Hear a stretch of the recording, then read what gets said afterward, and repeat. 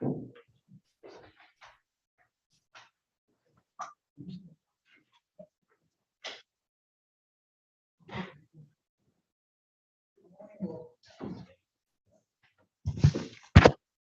morning. We'll call this meeting to order. Cannabis Compliance Board for September 27th, 2022. Chair Douglas for the record. If we can have our roll call for quorum purposes. Member Merritt, Present.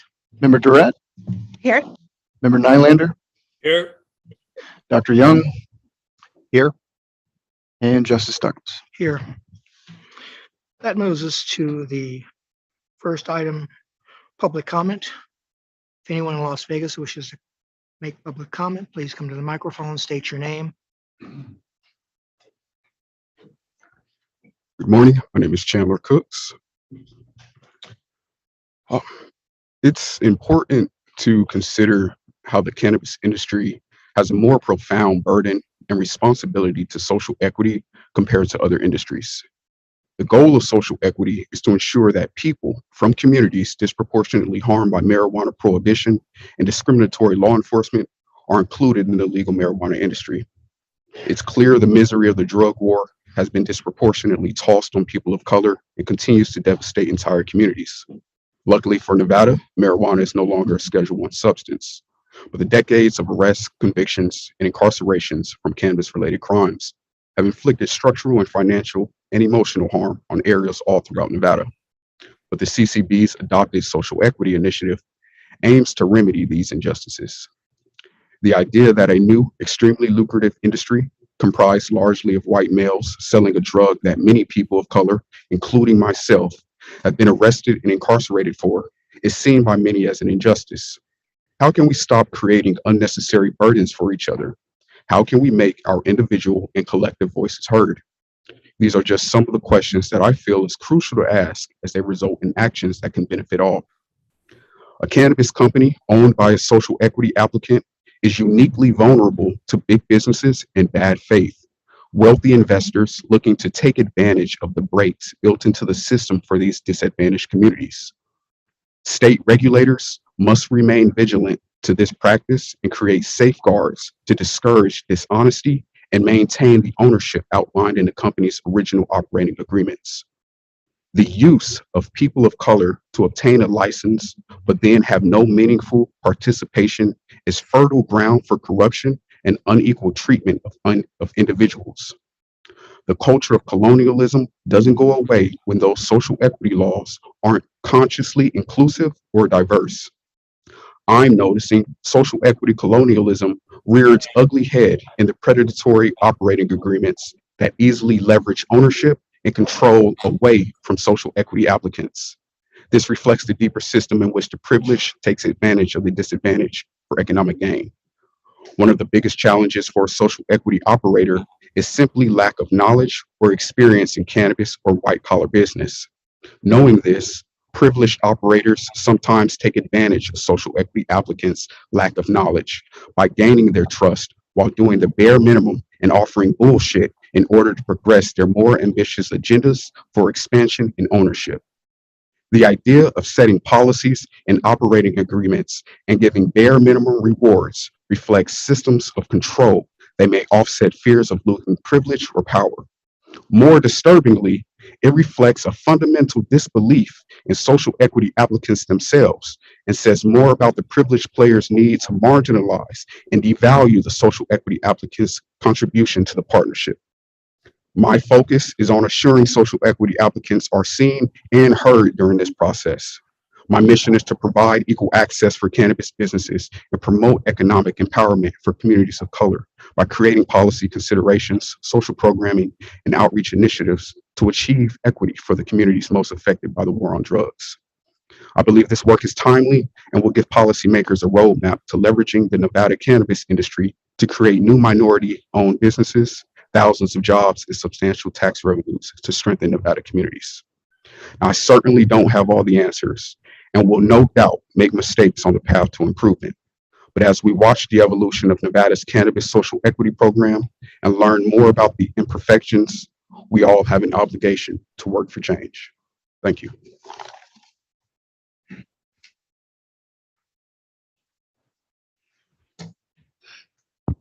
Good morning.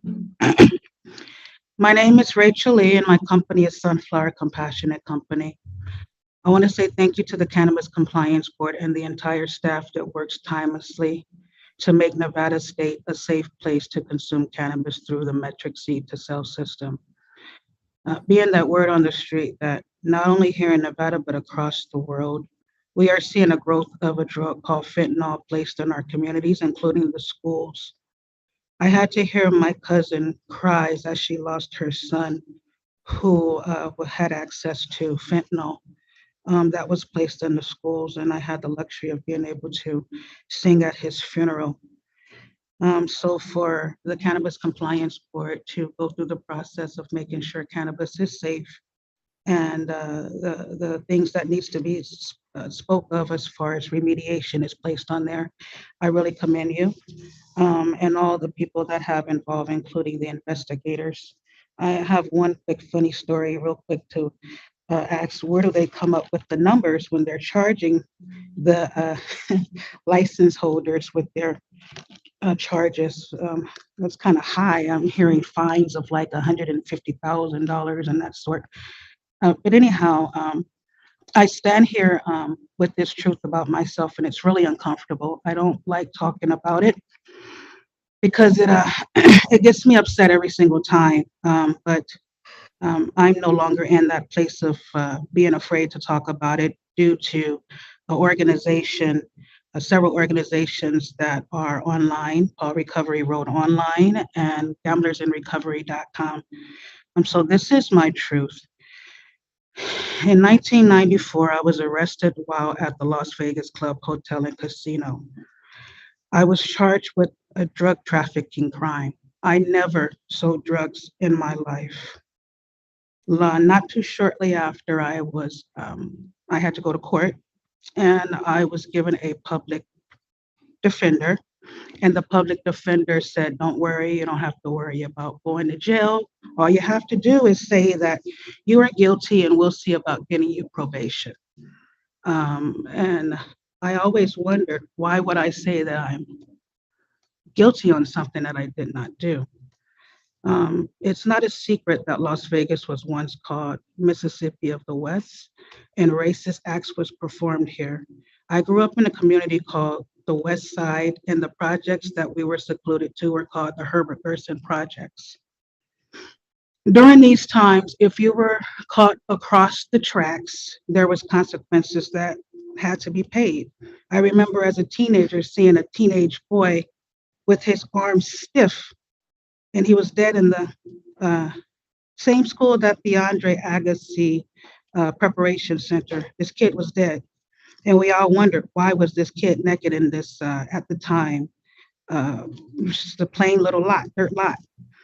But anyhow, after the arrest in 1994, my first job took place was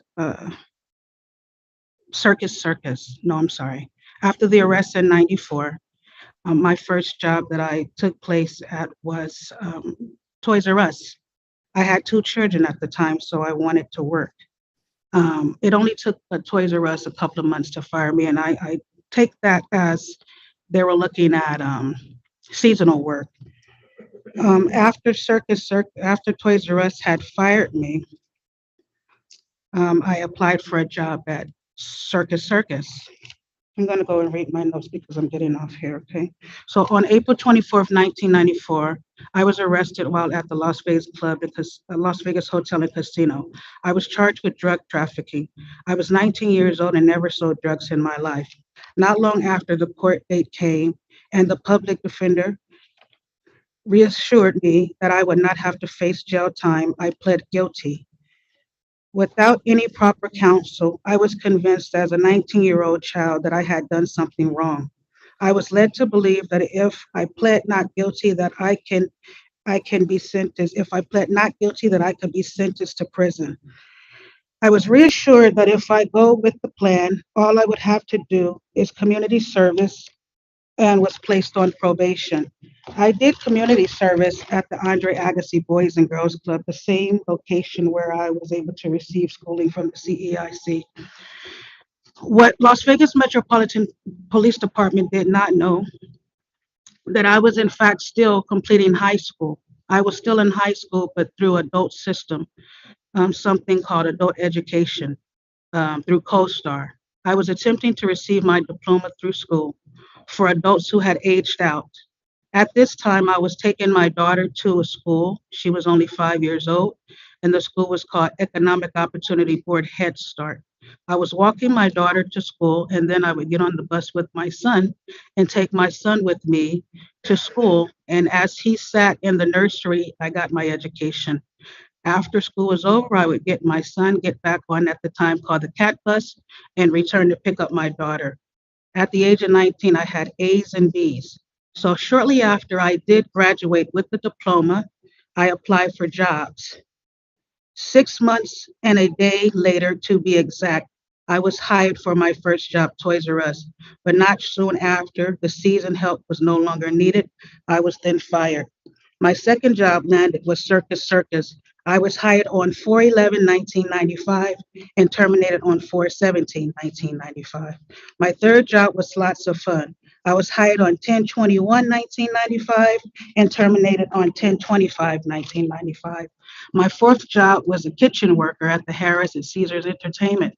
I was so excited about this job because I knew in my heart that this was the one that was going to allow me to take care of my kids properly. And I was hired on my daughter's birthday, 1/19/1998, and it only took them I'm 2 going days. to interrupt you at this time. Give you a minute to bring it to conclusion at this time. Thank you. And I do apologize. I was told that I didn't have a time frame, but I will bring it to a conclusion. 2 days later, I was terminated and being under the impression that they terminated me under the impression that I was a drug trafficker. This lie changed the course of my life. I decided to leave Las Vegas and return to California to become a radiology technician. I was denied after 12 months of taking this course and learning how to become a radiology technician. I was denied the opportunity to take the state board exam. After that, I checked out of life. I didn't care anything more about life. So the lie and the failed war on drugs changed the course of my life to where I didn't even care so much about my kids. I stand here with all this being said is that once we're giving these licenses away to people, what are they doing with it? Because I was one of those persons that was affected by the war on drugs. That change of that lie that changed my life took me through a whole spell of addiction for 25 years and isolation for 25 years. And so if you're going to give out these licenses to people who were really affected by the failed war on drugs, make sure you do it with the reason and not just hold it as a title to satisfy the fact that this needs to be done, but just to place a face behind the fact of a person that really was affected, or people that are like me who can't speak, that was affected by the war on drugs. Thank you for your time.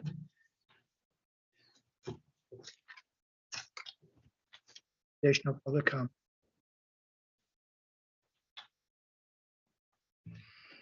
Hello, board. My name is Ron Baker. I'm the outreach coordinator for CEIC.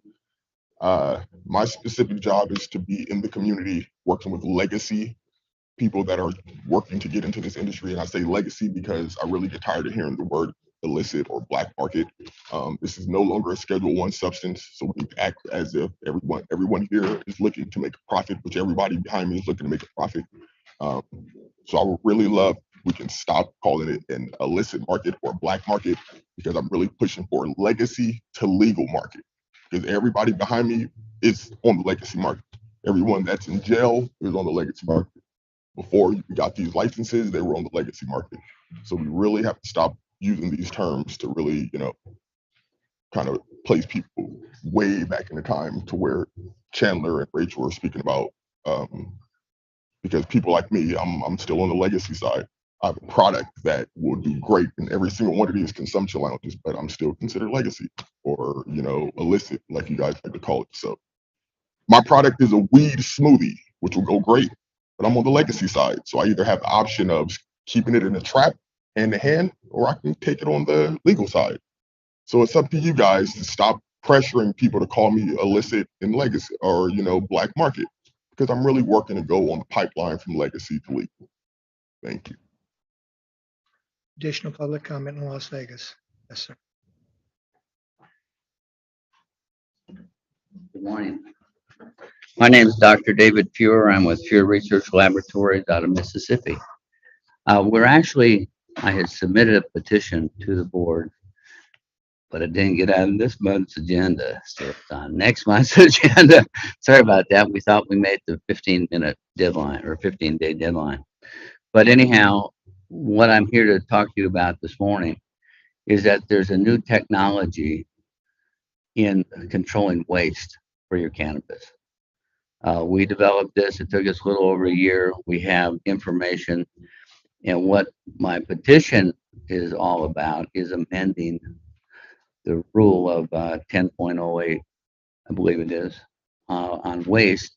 So there are other types of substances that can be introduced into this rule to make the waste disposal environmentally friendly, non-hazardous, and there's a whole bunch of other trades with it. I won't take your time with today. So I'm going to leave some information for you, and I'll see you next month. Thank you for your time. We've got quite a few of the dispensaries and the production cultivation facilities are already wanting to use some of this, and so we're going to do our best to get it so everybody understands what's there and what's going on. Thank you for your time. Additional public comment in Las Vegas. Good morning. My name is Lake Martin. I'm the Executive Director of the Nevada Cannabis Association. The Nevada Cannabis Association is the oldest and largest trade association for cannabis businesses in Nevada. We represent the majority of dispensaries in the state, as well as cultivation, production, and distribution licensees and affiliated businesses. I want to briefly comment on agenda item number 8, specifically Green Life Productions petition to amend the regulations.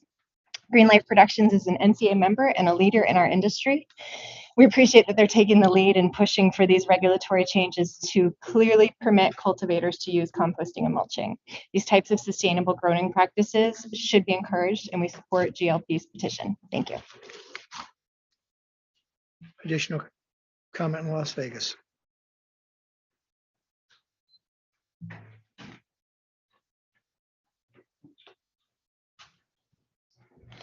Good morning, Chairman, members of the board. I'm Sheldon Mudd. I'm the Executive Director of the Northeastern Nevada Regional Development Authority, and I'm here to comment on Agenda Item 8, subsection B, in regards to White Pine County's petition to the board. Our organization is responsible for the economic development pursuits, of 4 northeastern Nevada counties. As you can imagine, economic development in rural Nevada is not easy. It is a continual swim against the tide. In the 5 years that I have been at the helm, we've been able to increase our lead count of prospective companies by 700%, which and although we've fostered 134 leads since 2018, only 7 companies in that time have selected Northeastern Nevada for relocation or expansion. That means just 5% of all of those companies that we talk to actually pull the trigger in our area. Usually this is due to lack of workforce or lack of turnkey facilities, supply chain concerns, or lack of infrastructure, all aspects that we and local governments continue to work on. But in 2018, we thought we'd hit a home run when investors at Silver Lion Farms decided to take a chance on what many consider nowhere Nevada. We call it White Pine County. They talked of a vertical integrated business model that included production and processing and extraction and even potential manufacturing. We were not just talking about a new industry in our region, but an entirely new industry cluster, which would bring with it untold opportunities of economic diversification. In other words, we were facilitating the largest business development project outside of mining and gaming that the region had ever seen. Then in 2021, Silver Lion Farms made a further commitment to the state and White Pine County by investing another $100 million into their project upon securing state tax abatements approved by the Governor's Office of Economic Development Board. Unfortunately, since that time, they have found themselves struggling to move forward and execute on their business plans. And unlike what we have witnessed in the past, their obstacles are not associated with workforce or logistics or supply chain, but rather navigating the shifting and often dormant tides of red tape and bureaucracy at several agencies within the state. I fear that Silver Lion Farms has already abandoned some of their original and ambitious goals that they had planned for our state. Ladies and gentlemen, this should not be. Roughly 7 years ago, Elon Musk called Nevada the get it done state because we gave businesses the tools they needed to succeed. And that's really what I'm asking for today. I'm asking for you folks, please, to honor NRS 678 Bravo.220, Section 3, subsection B, and issue White Pine County a medical cannabis cultivation and production license immediately, as this statute doesn't make any mention of open licensing windows or marketing studies or changes in regulations. This statute was initiated in order to create parity among Nevada counties.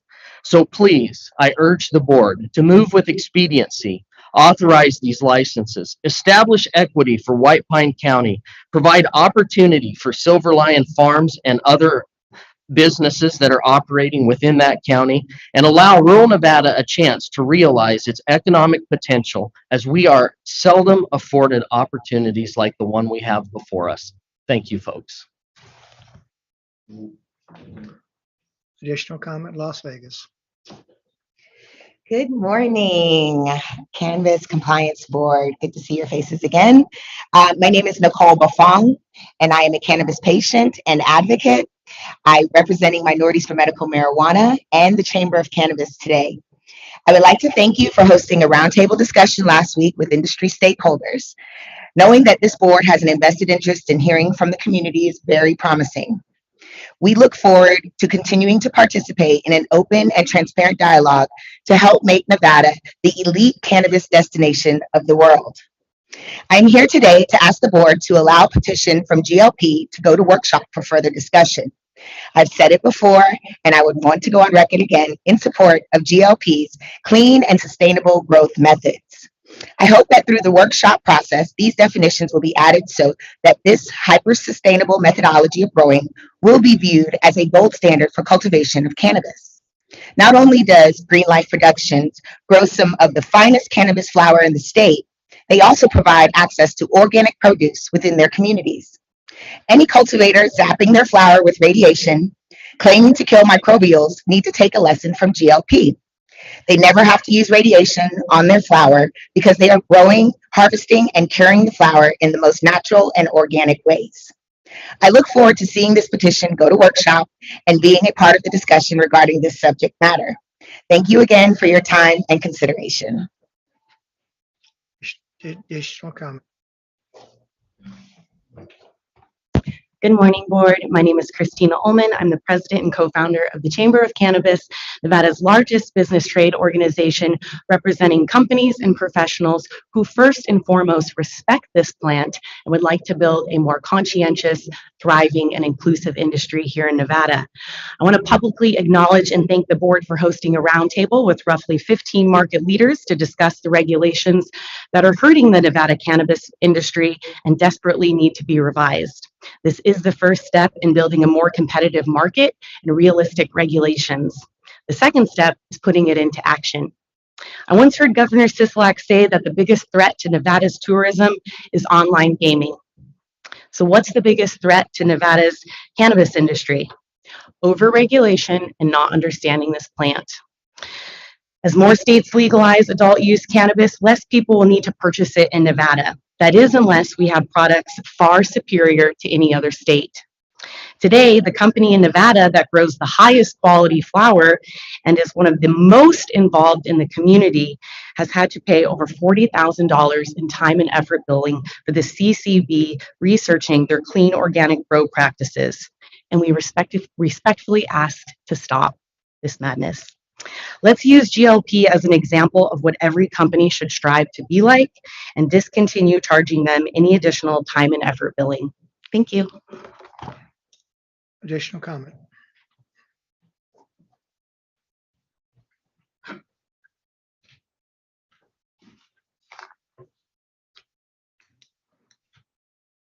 Good morning, Chairman Douglas, CCB board members, and Executive Director of I'm Bob Kuroko. I'm the CEO of Silver Lion Farms. Silver Lion is an interested business supporting White Pine County in its efforts to secure a medical cannabis license. It's important to note that even when White Pine County receives the license, I understand that my business must enter a competitive round and compete for that license, and it would ultimately be issued by the CCB. Silverline Farms has been building a state-of-the-art facility and campus in White Pine County in good faith to put ourselves in the very best position to compete for and secure a license.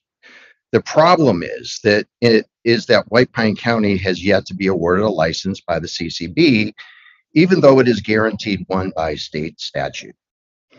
If we had chosen to build our business in another county, we could simply purchase an existing license and complete the transfer of interest process.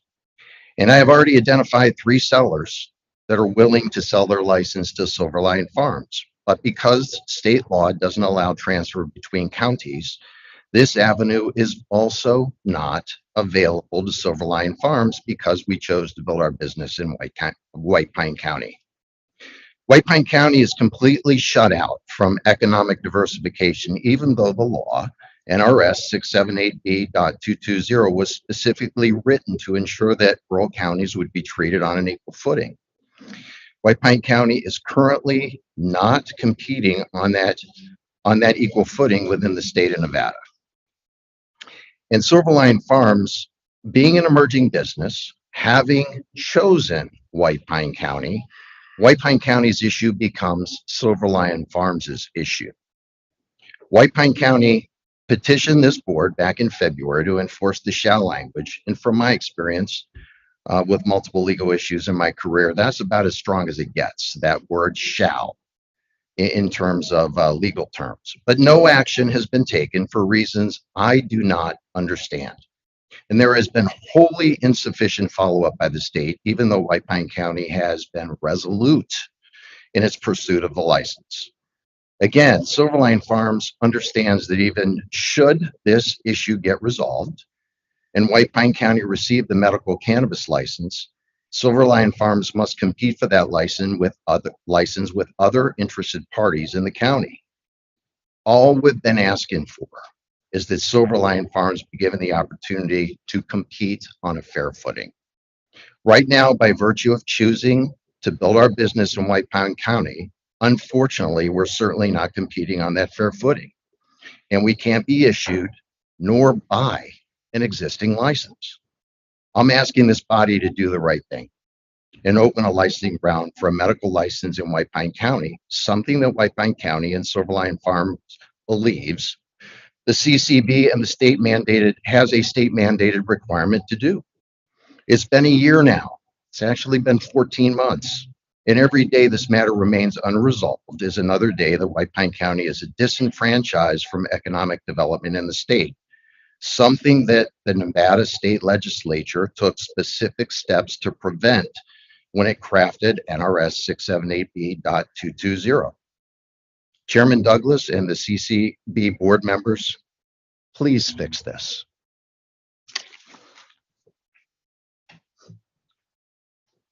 Any additional speakers?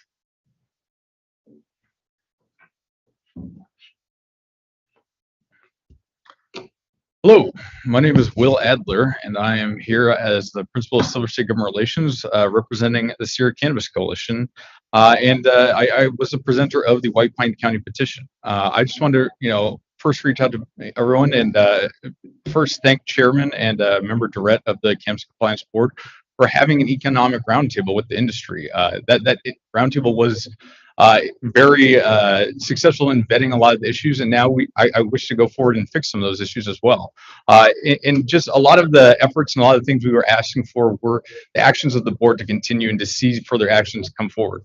The petition by GLP today is one of those actions I think should be taken and looked at, because cannabis industry itself was set up under the medical umbrella and set up in 2014 with the idea that it would grow and it would develop. And we wrote these regulations in ink, not stone, for a reason. I do think a lot of these stances are very reasonable, and taking them on as a board and looking at them from the top down is going to be beneficial to the industry, because we need that to grow and develop into what cannabis has become today. So taking that petition day from Green Life Productions, and please do reiterate and look at the petition from White Pine County. I think they both hold merit, and I would say that I will be petitioning for further issues of economic importance going forward with this board. Thank you. Anyone else in Las Vegas wish to make comment? We move to Carson City. Do you have anyone in Carson City wishing to make public comment? Does not appear anybody is here for public comment today. And if we have any other remote locations, we have none. That would conclude our first round of public comment at this time. We go to meeting minutes, agenda item 2, which have been provided to us as to the August 23rd, 2022 Cannabis Compliance Board meeting. For possible action, they've been provided to the board members for their review.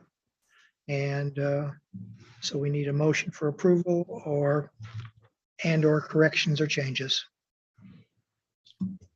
Member Durrett, I move to approve the meeting minutes from August 23, 2022.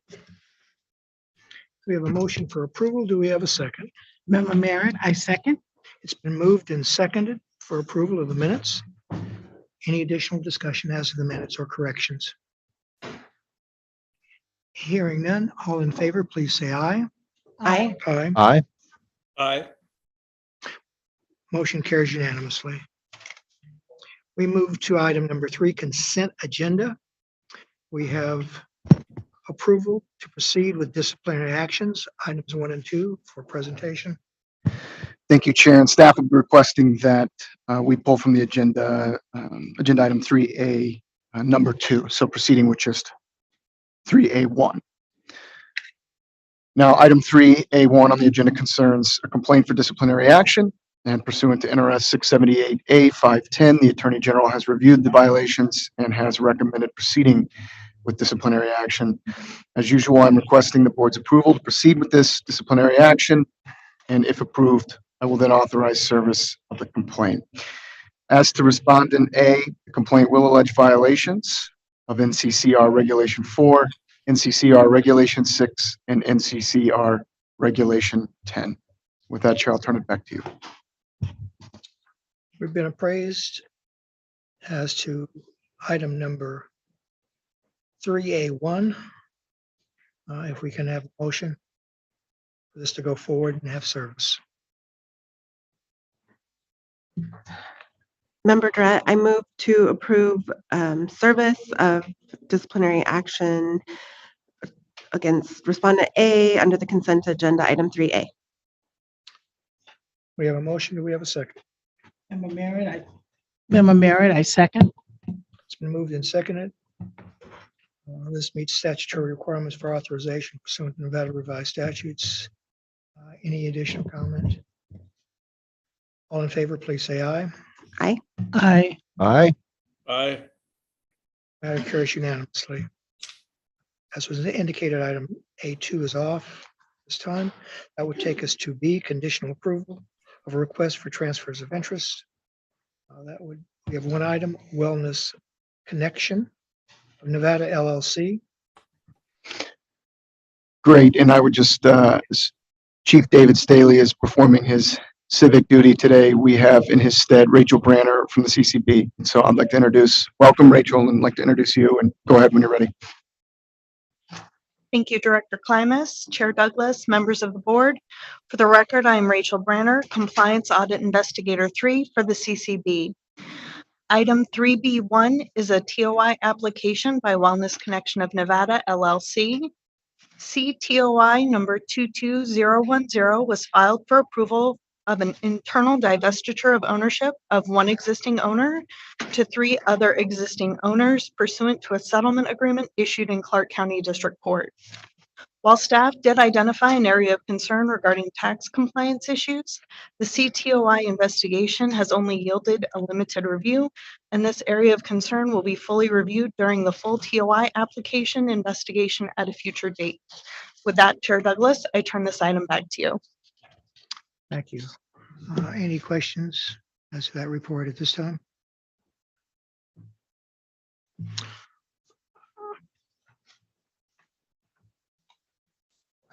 representation by the parties.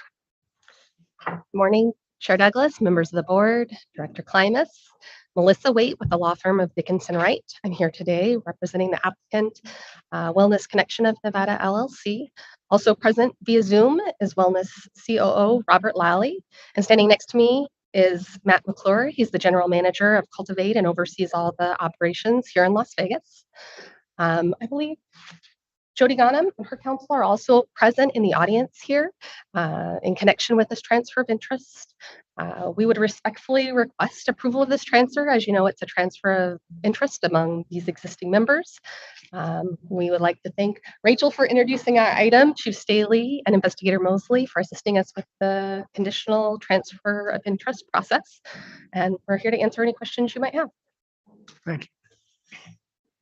As of this matter, I would note that we have a copy of Judge Williams' 8th Judicial District Order reference various proceedings in this matter that we're aware of, moving this matter forward to us.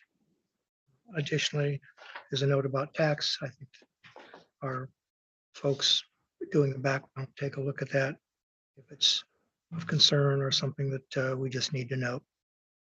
With that, do we have a motion or any other concerns or questions by members?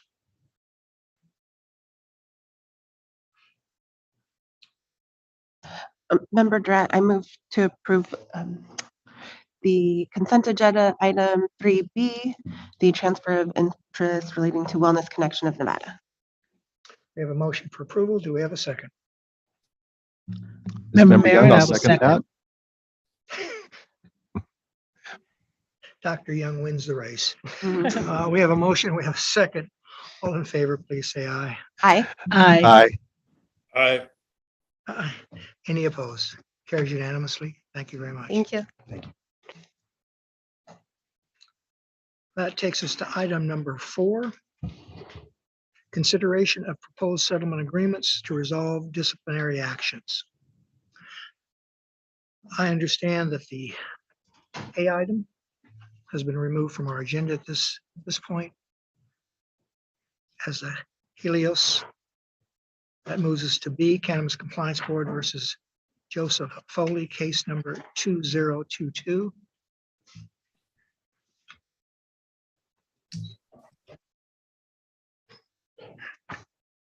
And good morning, Chair and members of the board. Senior Deputy Attorney General Mike Detmer for the record.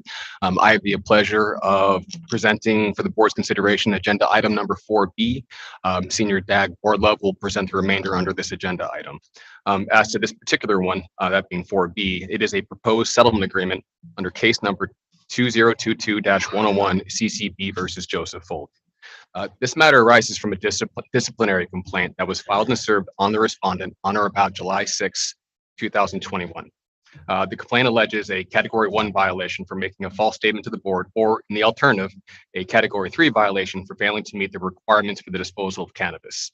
As a Category 1 violation, the possible range of penalties could include the revocation or suspension of the respondent's agent card, and a civil penalty that could total up to $90,000. As a Category 3 violation, the possible range of penalties could include a civil penalty that could total up to $10,000. The terms of the agreement that is before the board today and proposed resolution of this complaint include respondent's admission to 2 Category 3 violations for failing to meet the requirements regarding the disposal of cannabis waste, that is. Respondent's agreement to pay civil penalty totaling $1,000. Respondent's completion of an approved plan of correction, which is referenced in paragraph 15 of the agreement, and which includes provisions regarding respondent's review of the relevant regulations of the board, and the creation and adherence to, and updating and disclosures of his own policies regarding cannabis destruction and the recording of the same. This, of course, is just a summary of the primary terms of the agreement, with the full terms being provided within the document itself. Based on the facts of the case, the aforementioned corrective actions, as well as the respondent's admissions, it is recommended that the board approve this agreement. I remain available to answer any questions the board may have, as well as counsel for the respondent, and I believe the respondent is here as well. And with that, I submit.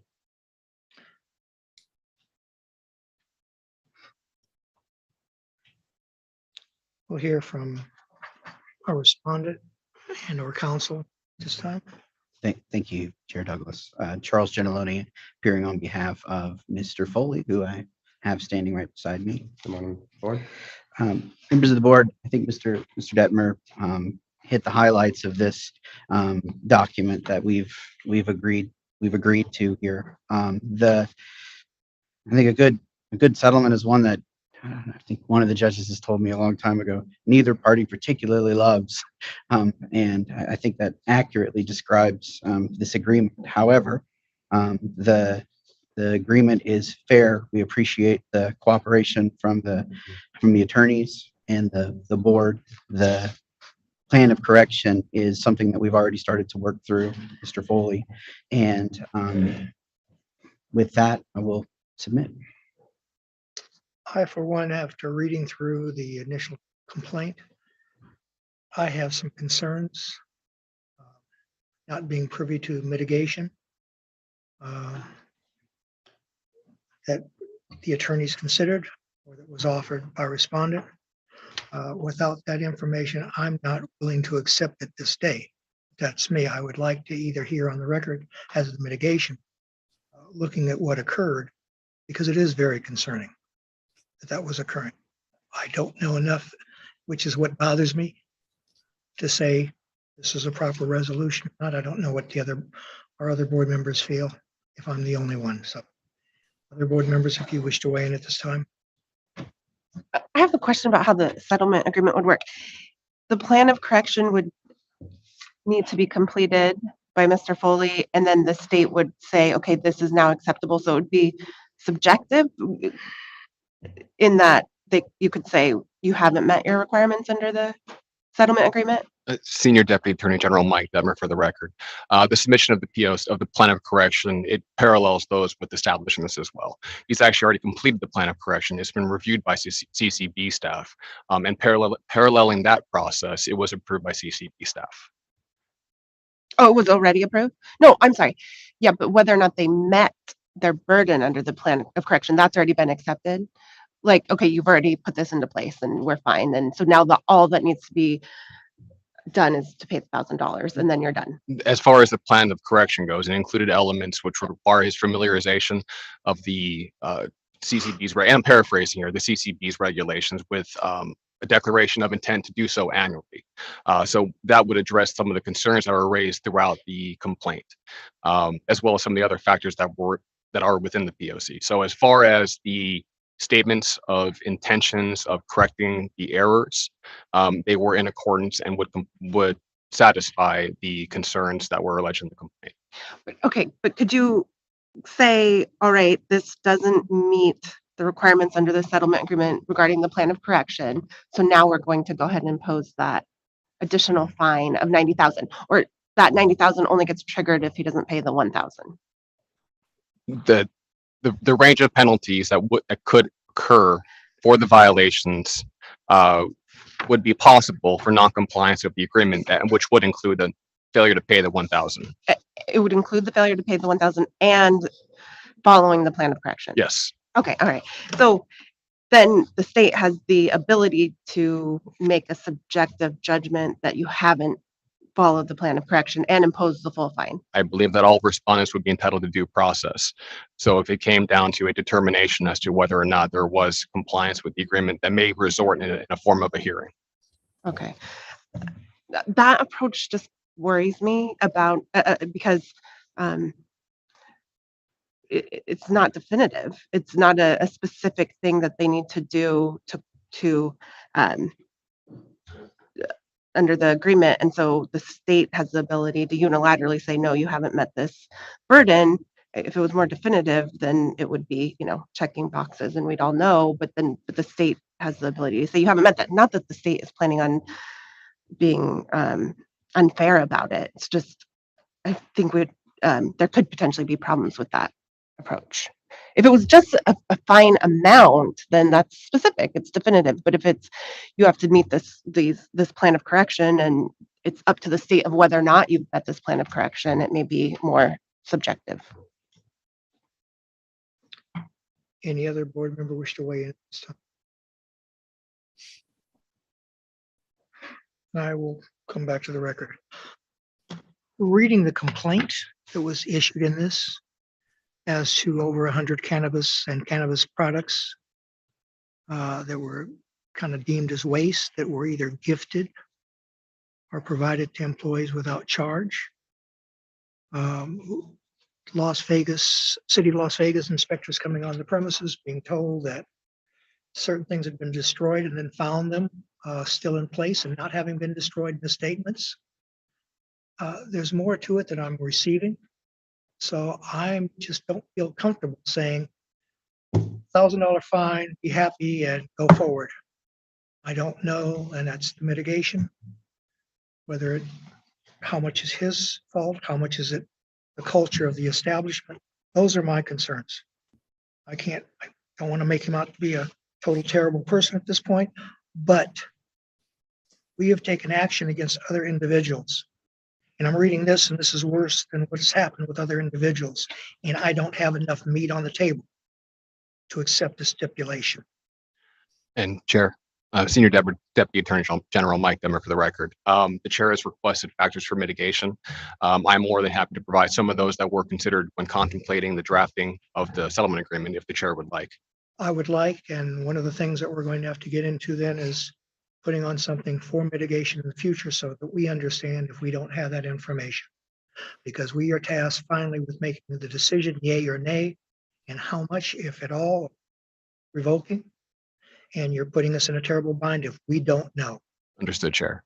Again, Senior Deputy Attorney General Mike Detmer for the record. As far as those factors that were considered a mitigation for the offense, it is understood that Mr. Foley has no prior violations of the Title 56 or the regulations that govern the board. Additionally, it's my understanding that since the inception of the investigation, he's been candid, forthcoming, and generally accepted responsibility for the violations. As noted earlier, he completed a plan of correction, in which he made declarations that he would familiarize himself with the regulations of the board and do so annually to ensure further compliance. He was also terminated for the job, and while he wishes to remain within the industry, his current employment within the industry is no longer in a supervisory role, and he does not have access to edit metric. Furthermore, the chair has referenced the establishment, that the establishment was also received prior discipline in a prior action for the events from which this complaint arose. And with that, I submit. Thank you. Council, if you wish to make some representation, please. Certainly. As to the mitigation, we did spend a lot of time talking about what circumstance created this incident. And just for a little bit of flavor, there was some miscommunication as to a directive that he received. And someone had requested that he come up with a way to be able to give this expired product to employees. Now, Mr. Foley takes full responsibility for coming up with a way to do that was inconsistent with the law, and takes full responsibility for it, and was fired. And the company that he worked for was just a couple of months ago, they had something where, they came before the board and, they settled, but also paid a pretty stiff penalty, if I recall. So he understands now that it does not matter, right, where he's working or what he's doing, that these laws and these regulations relate to him and him alone. So he is not immune if someone asks him to do something and to come up with a plan to for example, what he did here. He simply is the end of the line there. So this new policy familiarizes himself with these rules and regulations, and he can't rely on employers, friends, anyone else to tell him what to do in that situation. And he knows this now, and will review those rules and regulations every year. And he will make certain that when he goes and seeks employment, that the policy that he now personally subscribes to is greater than whatever the policy is there for wasting out product or entering things into metric. And I think that is a key component. It's very important. I think that there is a responsibility for all agent card holders to be able to do these types of things and take this personal responsibility. Now, admittedly, It wasn't something he did the first time, which is why he was fired and why we're before the board today. However, the actions that he's taken are consistent, I think, with the settlement agreement and are appropriate in this situation. It allows him to have a livelihood going forward, although he doesn't even have the right ability to metric now. And then in the future, he can't do it unless his policy requires that, that he's got some pretty stringent requirements on himself. So that I submit. Thank you. Questions by board members or comments? I'm persuaded. I would support the accepting the agreement. I think it's one mistake. It's a massive one, and it's one you repeated, but it's isolated to one. And I wouldn't want to see you come back with a higher fine. I think the fine amount is appropriate, and I wouldn't want to not accept it and then you come back with a higher fine amount. So I would accept it if the other members would. Any other comments by board members? Do we have a motion at this time? I move to approve the settlement agreement. A motion for approval of the settlement agreement. Do we have a second? Mr. Chairman, this is Member Nylander. I would second it, but also have a comment if I might. Yes, please. Yeah, so the settlement agreement does not include the mitigating circumstances, which I think just for future purposes, I mean, I didn't know that he was terminated, and I mean, that's not in the record before us, so I'd like to see that in the future. But I do agree that it's a settlement, like all settlements, that no one's happy, which it's a settlement. So I would agree to go forward. We have a motion. We have a second. Have any other comments by board members before we ask for the vote? All in favor, please say aye. Aye. Aye. Aye. And I say nay for the record. Motion carries. Thank you. I thank the chair. I thank the board. That moves us to item C, Cannabis Compliance Board versus Greenleaf Enterprises, Inc., case number 2022-098. Thank you, Chair. This is Emily N. Bordalov, Senior Deputy Attorney General for the record. We next have 3 settlement agreements under agenda items 4C through 4E. These are all interrelated as they pertain to transfer of interests or TOI transactions for 3 entities holding common ownership. None of the violations I'll present today relate to or stem from self-reported incidents. At the April board meeting, the board referred these to the CCB and Attorney General's office due to tax issues that came up during the TOI investigation. We've separated them into 3 separate settlement agreements as one of the entities had separate metric-related issues rolled into the settlement agreement, and we determined it was best, for the sake of clarity, to keep these entities' settlement agreements separate. We have at the Carson City location, Attorney Wade Beavers present, representing all 3 entities as counsel, and a representative for the entities is available to answer any of the board's questions. None of the 3 settlement agreements involve a complaint, as the parties agreed to resolve the regulatory violations with settlement agreements waiving the filing and service of the complaint. I will go through each of these separately. I'll try not to be too repetitious, so there'll be a little bit more detail in the first one for Greenleaf Enterprises. So item 4C, CCB versus Greenleaf Enterprises, case number 2022098, which I will refer to as GLE. GLE holds a medical license and adult use license for a cultivation facility, identification numbers C050 and RC050. They also hold a distribution license, but that's not an issue here, so I will just noting it, not referencing it. As you recall from the April 2022 board meeting, GLE, along with the other entities, Greenleaf Productions, which I will refer to as GLP, Greenleaf Wellness, which I will refer to as GLW, submitted a TOI request to transfer ownership of its licenses.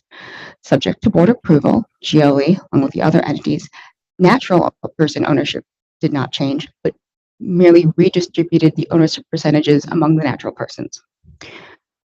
So during the TOI investigation, it was uncovered that GLE had multiple late filed tax returns. These were not zero returns, but had financial liability that needed to be paid. As previously stated, the board approved the transfer of interest request and referred the areas of concern regarding the tax issues back to CCB staff and the Attorney General's office to see whether the regulatory violations found during the TOI investigations could be resolved. For GLE, during the coast of negotiation for settlement, metric issues were uncovered by CCB staff during a March 15th, 2022 routine inspection / audit of GLE's facilities. This involved weight discrepancies that qualified as a few NCCR Category 3 violations, which involved issues with seed-to-sale tracking as embodied in the Statement of Deficiencies dated March 16th, 2022, and was then subsequently folded to the settlement agreement. Paragraph 22 of the settlement agreement summarizes GLE's plan of correction. In summary, the plan of correction regarding taxes includes the following. GLE's parent company, Green Life Companies, or GLC, retained a certified public accounting firm, the CFO Group, and its Vice President of Compliance, Todd Sanneman, CPA, as GLC's Chief Financial Officer and Treasurer. Under Mr. Sanneman, GLC implemented the following: an updated accounting and financial management process and procedures, including improved cash flow timing oversight and internal controls. GLC also retained legal counsel, Fenimore Craig PC, to assist it with regulatory matters and compliance. Finally, beginning in March of 2021, GLC's board of directors implemented formal quarterly meetings to review corporate legal compliance and provide business planning oversight guidance, including the timely tax filing compliance. Further, the plan of correction submitted regarding the metric weight discrepancies and seed-to-sale violation includes, in summary, secondary verification of lot weights, grading lot weights before creation in metric, and disposal of any excess cannabis. CCB staff has approved the plan of corrections that I've just summarized. And as indicated in paragraph 7 of the settlement agreement, the parties were able to negotiate, and GLE admitted to, 2 Category 3 violations for unintentionally failing to pay taxes to the Department of Taxation, 2 Category 5 violations for failing to submit monthly tax or sales reports or payments, and 1 additional Category 3 violation for failing to keep any required records, including seed-to-sale tracking requirements, which covers the metric issues I discussed previously.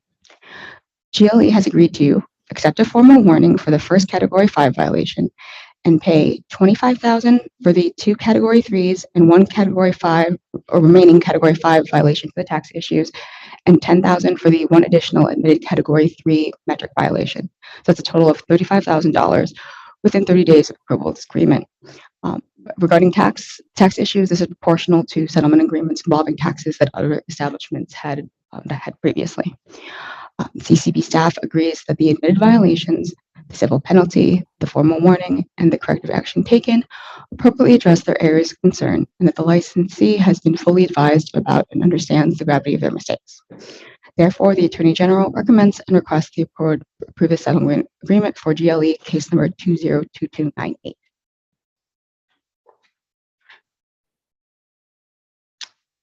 Thank you.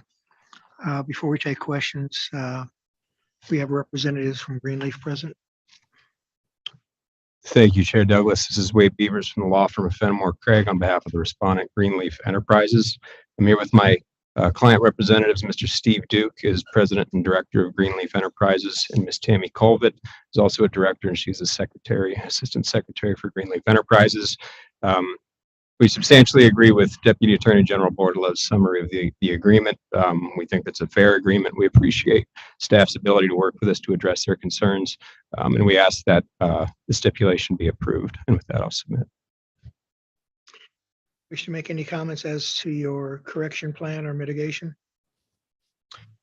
Thank you, Chair Douglas. The correction plan has been approved by staff. We believe that the steps that are put forward are adequate to address the concerns and that there shouldn't be any issues going forward. Among the implementation was the hiring of the public accounting firm who will assist in managing these cash flow issues, accounting procedures in order to assure that the late filing of tax returns does not continue to be an issue.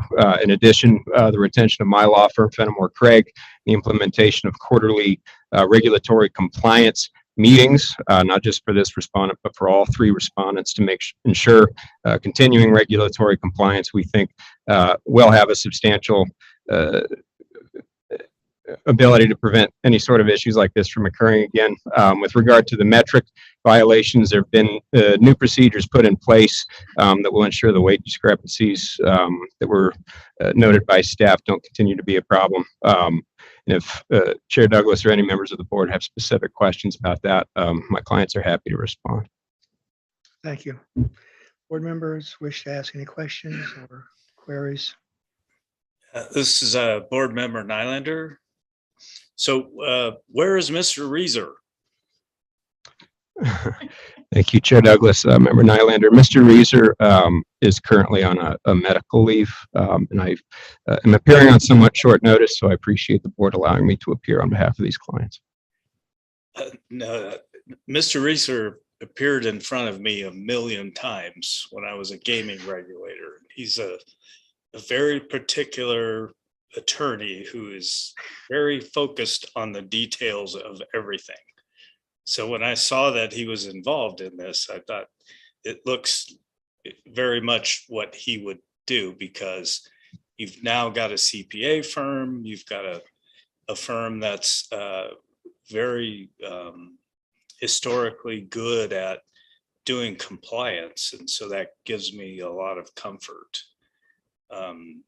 So because they've been on the gaming side of things, and as we're trying to transition this to, you know, that sort of regulatory regime. So I was hoping to just make some fun of him today, but I can't make fun of you because I don't know you that well. So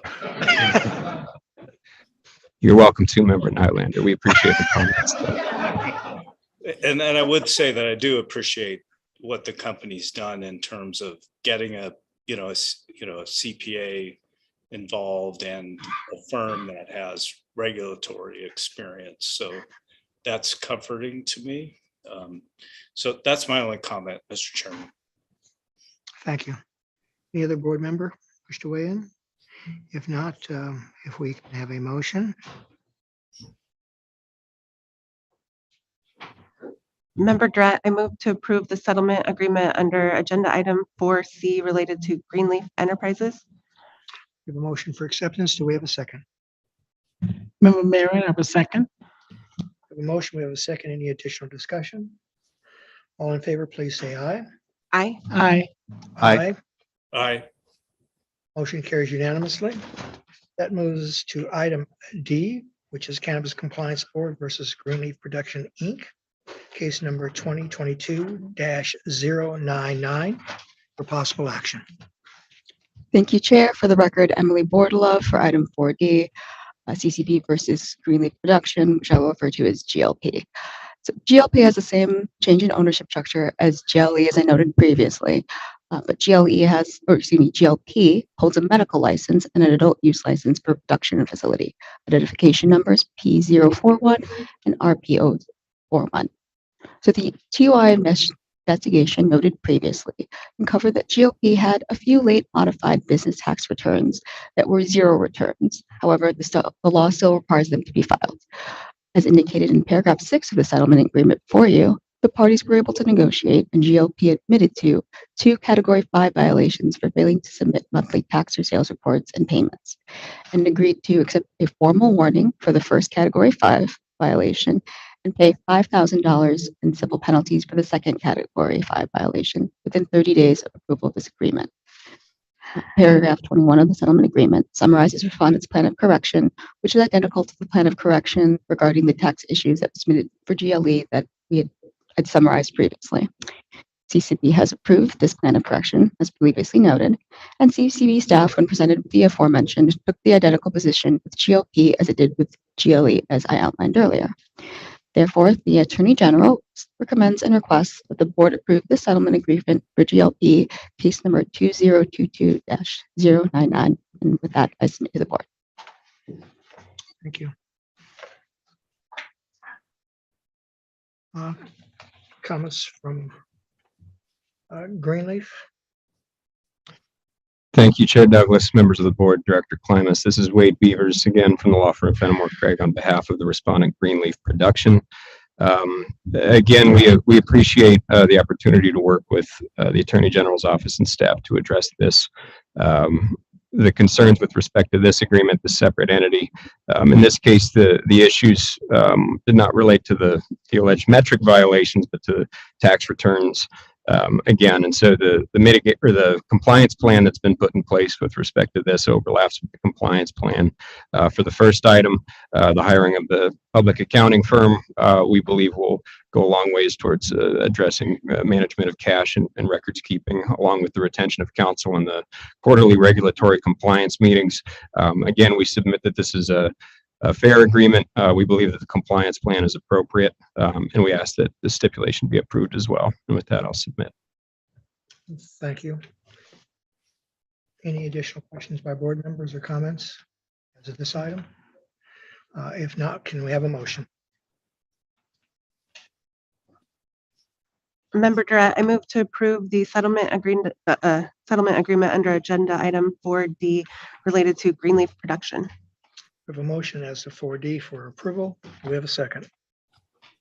Member Member Marin, Young, I'll second that. We have a motion. We have dueling seconds. Any additional discussion? If not, if we can have our vote, please. All in favor, say aye. Aye. Aye. Aye. Matter period.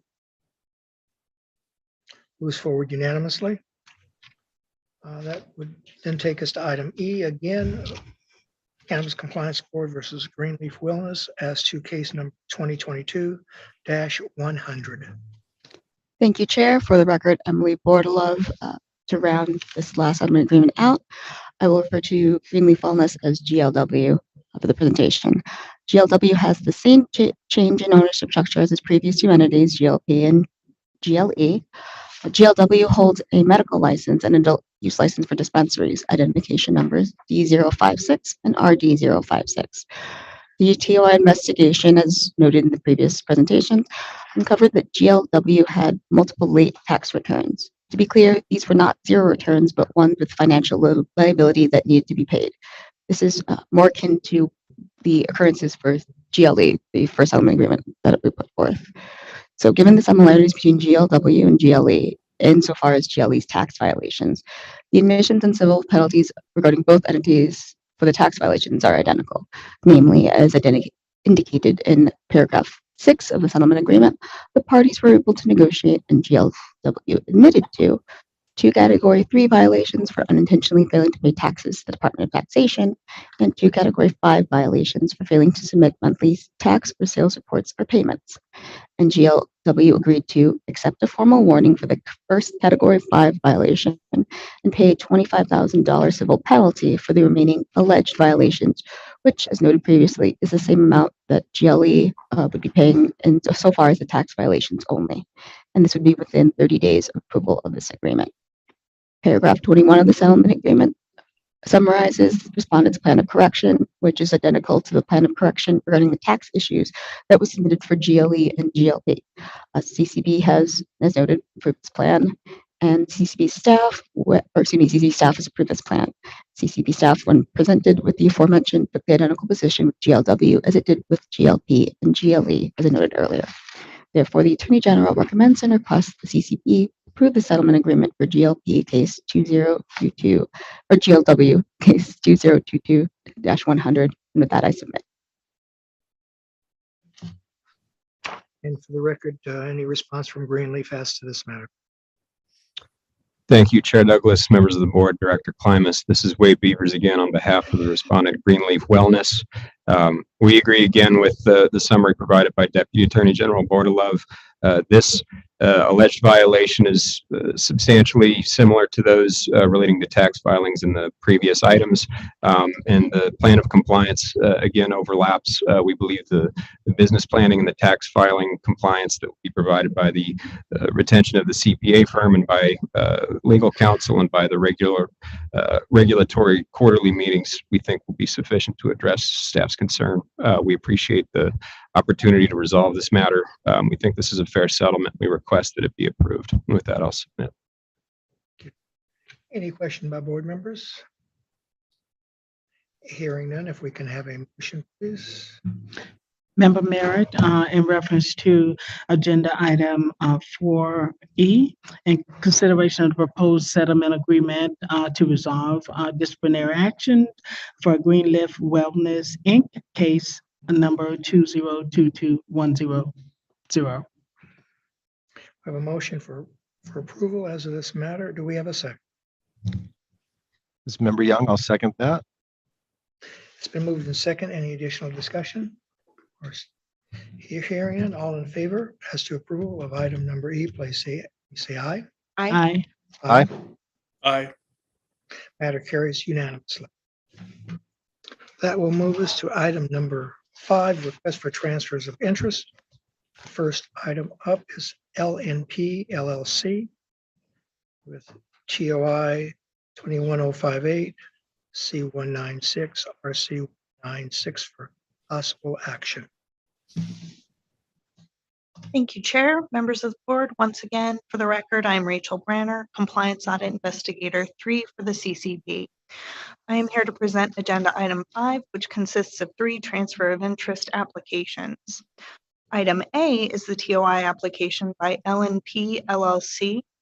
TOI number 21058 was filed for approval of internal LNP restructuring, as well as the addition of 2 new members, TB Group LLC comprised of 2 members and Island Group LLC comprised of a sole member.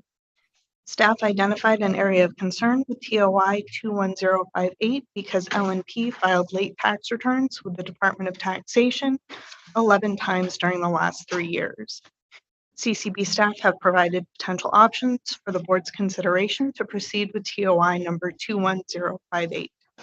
I am available for any questions, and my understanding is that Alicia Ashcraft, James Lynch, Scott Lynch, Nicholas Lynch, Ty Taylor, Brett Taylor, and Richard Woodland are available to address any questions you may have as well. With that, Chair Douglas, I will turn this item back to you. Ms. Ashcraft, on behalf of LNP. Good morning, Chair Douglas, members of the board, Director Klimas. Alicia Ashcraft of the law firm of Armstrong Teasdale on behalf of the applicant. As Ms. Branner just noted, the Lynches, the Taylors, and Mr. Woodland are with me today appearing by way of Zoom. We'd like to thank and acknowledge CCB staff, specifically Investigator Michael Covington for his work on this application. Happy to answer any questions the board may have and respectfully request approval of these transfers. Thanks so much. Thank you. Questions by any board member? Mr. Chairman, this is Member Nylander. So this is just converting the notes to equity. Is that right?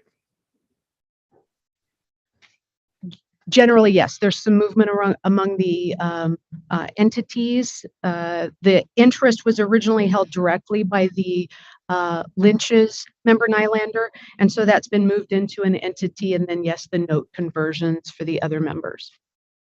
Okay, yeah, I just want to make sure I understood that. So it's a new entity, but it's really also a conversion of the note, the debt instrument into equity. That's correct, member Nylander, excuse me. Thank you. Any other board member have any question or comment? Noting for the record that there was an area of concern as a tax, but also indicates in the report that they're in good standing at this point. With that motion.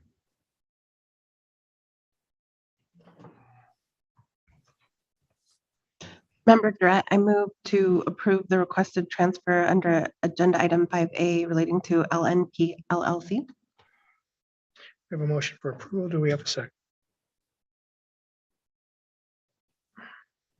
This is Member Young, I'll second that. Got me, Dr. Young. It's been moved and seconded. Any other areas of discussion?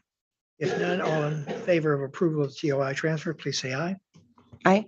Aye. Aye. Aye. Matter carries unanimously. Thank you very much. Thanks so much. That moves us to B, Matrix NV LLC, TOI 21033, C150, RC50, P095, or P095, and T049 for possible action. Good morning. Morning. Thank you, Chair Douglas. Once again, Rachel Branner for the record. Item B is the TOI application by Matrix Nevada LLC, TOI number 21033, was filed for approval of internal dilution of ownership as well as the addition of one new member. In addition, Matrix Nevada has requested waivers of the requirements of NCCR 5.110 pursuant to NCCR 5.112 and 5.125 regarding a review of owners relating to transfers of under 5%. Staff suggests that, if approved, the board limit such waivers to expire on the next agenda date for a Matrix Nevada transaction. Staff identified area of concern with TOI number 21033 as there appears to be unapproved transfers of interest that took place after the conversion of convertible notes issued in 2016 and 2019. Additionally, Matrix Nevada has filed 4 late or incomplete tax returns with the Department of Taxation within the last 3 years. CCB staff have provided potential options for the board's consideration to proceed with TOI number 21033. I'm available for any questions, and my understanding is that David Tuttleman, JJ Brumfeld, Christopher Radcliffe, and Chad Westham are available to address any questions you may have as well. With that, Chair Douglas, I will turn this item back to you. Thank you. Good morning, and one of you wish to speak. Yeah, JJ Brumfield, General Manager of Matrix. We're here today to get Chris Radcliffe approved on the transfer of interest, and basically are open to any questions you may have. There was an area of concern as to an unapproved TOI. Do you wish to comment on that? That was a conversion of notes for capital that we needed to raise in order to keep operations going.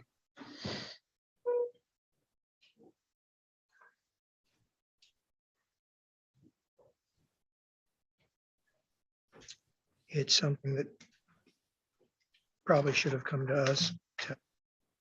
Other board members, areas, questions, either the licensees or staff? Yeah, this is board member Nylander. So you didn't realize you needed to get approval for that at the time? I wasn't. We applied for this transfer of interest over 2 years ago, and this was done in conjunction with the or immediately as we were doing the funding. So all the funding, early funding, was done within all the existing partners of the entity. There was nothing new. As we filed the TOI and further ran our business, we had a need for additional funding, of which most of my partners denied. And I stepped up, and I then was able to bring in Mr. Radcliffe as a investor to the business, pending the approval of the TOI from the state. So I believe we were very compliant in all of our TOI transfer, and we've been diligent over the past 2+ years to do so. And so this is a member-to-member transfer. So you're bringing in Mr. Radcliffe, and certain members are going to transfer, and they'll be dilutive to the other members. Correct. Yeah. Yeah. Myself, I will be enhanced because of my investment, and another partner as well. And some of the other investors will be dilutive. Most of the investors will be dilutive of that event. Yeah. Well, I would say that you all have very strong backgrounds in various businesses. Who is controlling the operation at this point? Mr. Brumfeld is the general manager and senior VP of the business. I am one of the managing members, and another one of our owners is part of our management team. We're very hands-on, very involved in business. We feel very capable of what we're doing and compliant as well. Well, and I would note that, you know, again, the backgrounds of all of these, your folks at the member and manager level are very strong. So, Thank you. Mr. Radcliffe, what is your role going to be? Are you just going to be a At just this an point, I'm going to be an investor? investor, and I'm also going to be accepting a seat on the board of directors. But I'll have no day-to-day management. So involvement. not involved in ops at all, but you're just going No, to be sir. an investor No, sir. beyond the board. Yeah. Okay. Yes, sir. I didn't. Excuse me, this is the court reporter. Can I please get the name of the second gentleman that spoke? David Z. Tuttleman, member, stockholder. Thank you. Sure. Did we have another board member who was going to say something?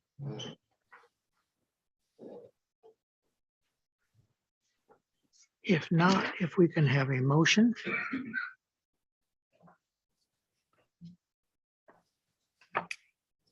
Mr. Chairman, I would move that we approve item 5B, matter of matrix as stated on the agenda. We have a motion for approval of TOI as a matrix. Do we have a second? Member Merritt, I second. Motion, we have a second. Brief comment. I'm supportive of the transfer. I just note that I understand we come through some difficult times because of COVID and some issues as to foreign investors in this state. I would advise you in the future to make sure that you follow the stated rules. With that, can we have a vote? All in favor, please say aye for the transfer. Aye. Aye. Aye. Aye. No opposition, matter carries unanimously. Thank you very much, gentlemen, and good luck. Thanks so much.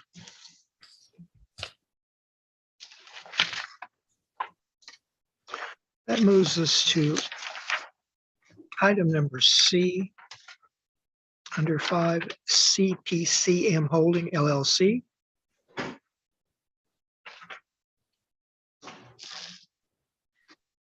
Thank you, Chair Douglas. Item C is the TOI application by CPCM Holdings LLC and Green Therapeutics LLC. TOI number 21000052 was filed for approval of internal CPCM Holdings restructuring and approval for CPCM Holdings to purchase 2 cultivation and 2 production licenses held by Green Therapeutics.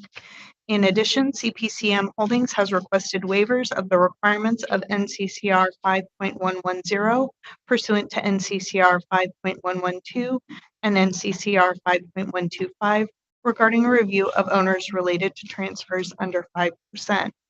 Staff suggests that, if approved, the board limit such waivers to expire on the next agenda date for a CPCM Holdings transaction. An early suitability review for a lounge license was also completed in conjunction with the investigation for these transfers of interest. The investigative report concluded that CPCM Holdings is not only suitable for the requested TOIs, but it is also suitable for a potential lounge license. The early review did not include specifics related to the operations and location of this proposed lounge, which will still need to be investigated by CCB audit and inspections after the lounge application period, along with a brief update from CCB investigations. Staff identified area of concern with TOI number 21000052 because CPCM Holdings and 2 of its subsidiaries filed a total of 6 late or incomplete tax returns with the Department of Taxation during the previous 3 years. CCB staff have provided potential options for the board's consideration to proceed with TOI number 21000052. I am available for any questions, and my understanding is that Amanda Connor, Mitchell Britton, Philip Peckman, Nicholas Mamula Jr., and Nicholas Vincent are available to answer any questions you may have as well. With that, Chair Douglas, I turn this item back to you. On behalf of CPCM Holding, Ms. Connor. Good morning, Chairman, members of the board. Amanda Connor from the law firm of Connor and Connor on behalf of CPCM Holdings LLC. First, I wanted to clarify on the agenda, Green Therapeutics license numbers, there's several listed, but to clarify, as Ms. Brenner indicated, this transfer specifically only deals with C082, RC082, P054, and RP054. The remaining Green Therapeutics licenses are not affected with this transfer. With me today on behalf of CPCM Holdings in person, I have Dave Brown, who is an owner, Mitchell Britton, who is the owner and manager of the company, Brandon Wygan, the Chief Operating Officer, and Mr. Philip Peckman, who is an owner. Via Zoom, we have Thomas Hallbach, another owner, Ed Finley, an owner, and Julie Murray, an owner. I believe all but Mr. Mamula Jr. Are in attendance. The owners wanted to show you how important this is to them. With regards to the late tax filings, I believe you all have the response that my client filed. As indicated, there were 6 that the Department of Tax had indicated as late. However, in the response, you will note that almost all, if not all, were filed timely. A couple were amended, and the Department of Tax used the amendment date to indicate that they were late, but they were timely filed and paid. And with some, the checks had been sent in as a single check to pay multiple taxes, and the Department of Tax didn't apply the payments to the correct taxes, and therefore one was indicated as late, although it had been timely paid. My client has put in several corrective measures, including hiring a new CFO, Mr. Christopher Vincent, who is also available via Zoom if you have questions, as well as now they pay each individual tax with a separate check so that the Department of Tax doesn't have the ability to misapply the payments. We respectfully request approval of this transfer of interest and are available for any questions. Thank you. We note our background information indicates that they've also incorporated a tax and licensing tracker system to deal with those issues. That is correct, Chairman. Thank you. Do you have any questions or concerns by board members? This is Member Nylander. Ms. Connor, so our materials indicate that they're now going to send one check, but that's not, they're going to do a check for each different account. Correct, Member Nylander. They used to send one check to pay all the tax payments on behalf of the various subsidiaries, and now they send a single check for each tax under each company. Okay, so it's kind of a belt and suspenders deal, because if you send one check, they put it into different accounts, and you're not sure. Yeah. Okay. That's correct. Thank you for making Department of Tax's life easier. And just a comment for Ms. Brammer, Ms. Banner. So you've done an excellent job of replacing Mr. Staley. So perhaps we should just fire him and promote you.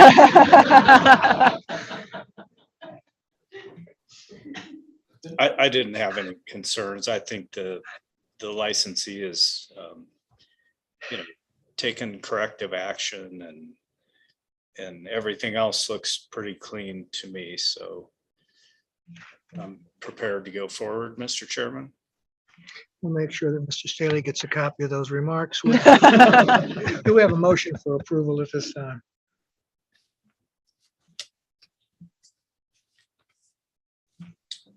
Mr. Chairman, this is Member Nylander. I've moved for approval of item 5C as reflected on the agenda, and I think we need a condition that the Regulation 5 waivers be limited to expire on the next day that this licensee has an item on the agenda.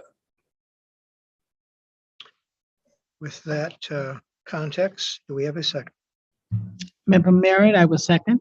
Motion for approval and a second.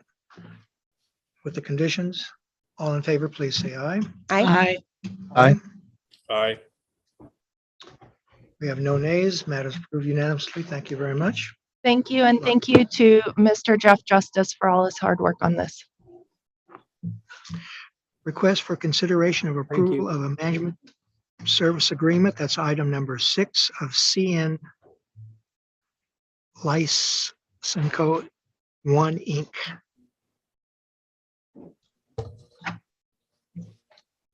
Thank you, Chair Douglas, members of the board. For the record, I'm Rachel Branner, Compliance Audit Investigator 3 for the CCB. I'm here to present Agenda Item 6A, which consists of one licensing agreement between CN License Co. 1 Inc. and Fluid Manufacturing Inc. CCB staff have reviewed the agreement and found the relationship between the parties appropriate. I am available for any questions, and my understanding is that a representative from CN License Co. 1 Inc. is present today to address any questions you may have as well. With that, Chair Douglas, I will turn this item back to you. Do we have anyone here on behalf of the licensee?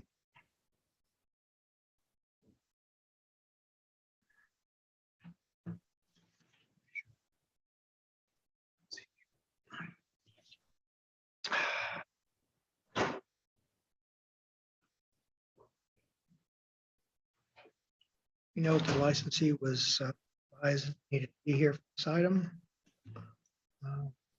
We'll trail the item at this time to see if they come in late. Then we'll move the agenda this time. We go to item number 7, a request for consideration of approval of court-appointed receiver application for a cannabis establishment agent registration card for a cannabis receiver.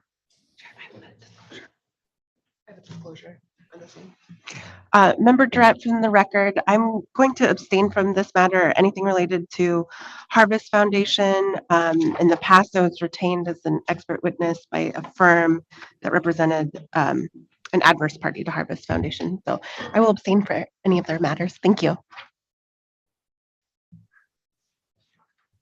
Okay, we've had that. Comments by our staff.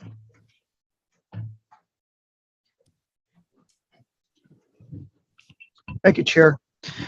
This is a receivership application for Mr. Kevin Singer. You have the application before you in your board materials. I would note that Mr. Singer was approved as a cannabis receiver earlier this year over Green Cross of America by this board. So he does appear to be qualified to act as cannabis receiver. This licensee has some issues, some history, and likely does need a cannabis receiver. So I will turn it back to you for any questions of the receiver who's here and present with his counsel, Mr. Savage. I'm sorry, can I get the name of who was just presenting? Sorry, L. Christopher Rath, Senior Deputy Attorney General. Great, thank you. Before I have you speak, we understand the receiver is well qualified. We do have some underlying concerns or questions. One, you have an initial scheme of payment that is of short duration. The court has reviewed this. It's kind of on the court, but additionally, I note that we're dealing with a license that's in suspense at this time and some other concerns. So if you wish to comment on any of those, please do so. Thank you, Chair. Good morning. John Savage from the law firm Howard & Howard. Good morning, members of the board, Director Cannabis. Kevin Singer is here present as well. And Mr. Singer was appointed by the 8th Judicial District Court, subject to the board's approval upon a request from a creditor. And this has been a little bit more of a stable situation than some of the previous cases I have been involved with personally. There already is a plan in place to proceed rather quickly, and I believe that there are some pending deals, a purchase agreement that could possibly go forward, and negotiations with the board already on some disciplinary matters. And I think those are then stalled pending the receiver's approval. We do understand the board's concerns related to the funding. We did receive, or the receiver did receive, an initial $10,000 advance to get started with the receivership. And we have submitted a 6-month budget to the board showing an estimated approximately $50,000 or so is expected over the next 6 months, during which time the receiver believes he can market and sell these licenses and with the court and board approval. And we did also provide the board with a valuation of the business that even if that estimate is a little high, it should be more than enough to cover all administrative expenses. Any reasonable civil penalty the board may impose, and with a significant balance left over to go towards payment of any creditors who may be out there. So if the board has any questions, we're available to answer. With that, any board member have questions? Mr. Chairman, this is Member Nylander. Mr. Singer, so do you intend to raise funds in order to cover the expenses? Or do you think you can, that the operating revenues can sustain what you need for your fees? Yes. Well, first of all, to be clear, this business is not in operation right now. The property has been surrendered back to the landlord, and so it's just overseeing the licenses and the transition of those licenses. So I don't foresee on this case that there's going to be a need to go raise money for the estate. I think we can just get through the process of dealing with the disciplinary actions and marketing and selling the license without the need to raise funds. Yeah, and this is not your first rodeo for sure. So. Thank you. Yes. Right. And we had 600 pages of material to review for this meeting, and I think half of it was your CV. I apologize for the last 22 years of work. No apology needed. No, so it's just, you're going to try to crunch this in, get it done in a quick enough time to just turn it for these places. Yeah, that's the plan. I mean, there happens to be a buyer who's interested at this point. So we'll certainly engage in conversations with them. Well, we've already engaged in conversations, but at the same time, I have a obligation to try to maximize the sale proceeds for all the creditors involved. Yeah, no, understood. Yeah. Thank you. You're welcome. Any other board member wish to question or make a comment? Noting for the record that reports will have to be submitted to both the 8th Judicial District Court as well as board. Need a motion as a receiver. You're a very competent receiver, so you can have a motion, please. Mr. Chairman, this is Member Nylander. Do we need a condition to have the reports submitted to us at the same time as the court? Member Nylander, normally we've had them due in the 15th of each month or the next business day thereafter. And what we've had other receivers do is submit them both to us and the court. So I think that would be the preferred way to do it.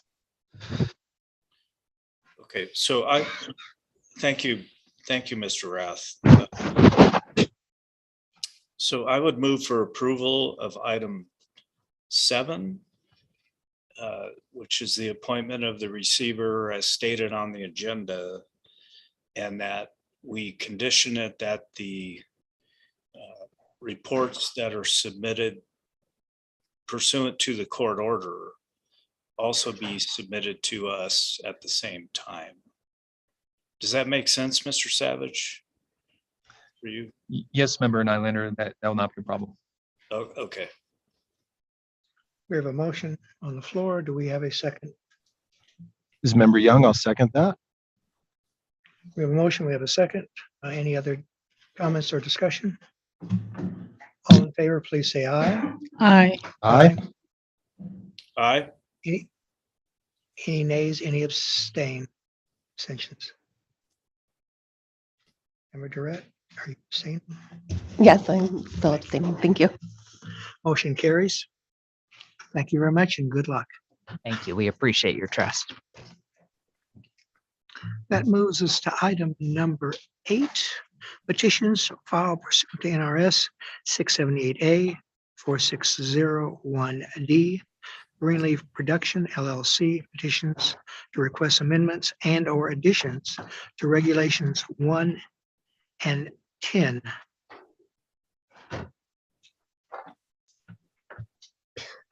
Good morning, Scott Rutledge with Argentum Partners for the record.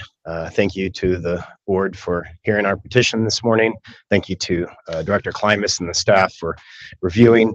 And also want to give special thanks to Chief Cronkite for the work she's been doing with us over the last several months to, one, address some of the methodologies that our client Green Life Productions has been using in their cultivation facility, as well as working with us on determining what we might want to petition the board on. I do have Steve Cantwell with Green Life Productions here today to answer any questions about specifics.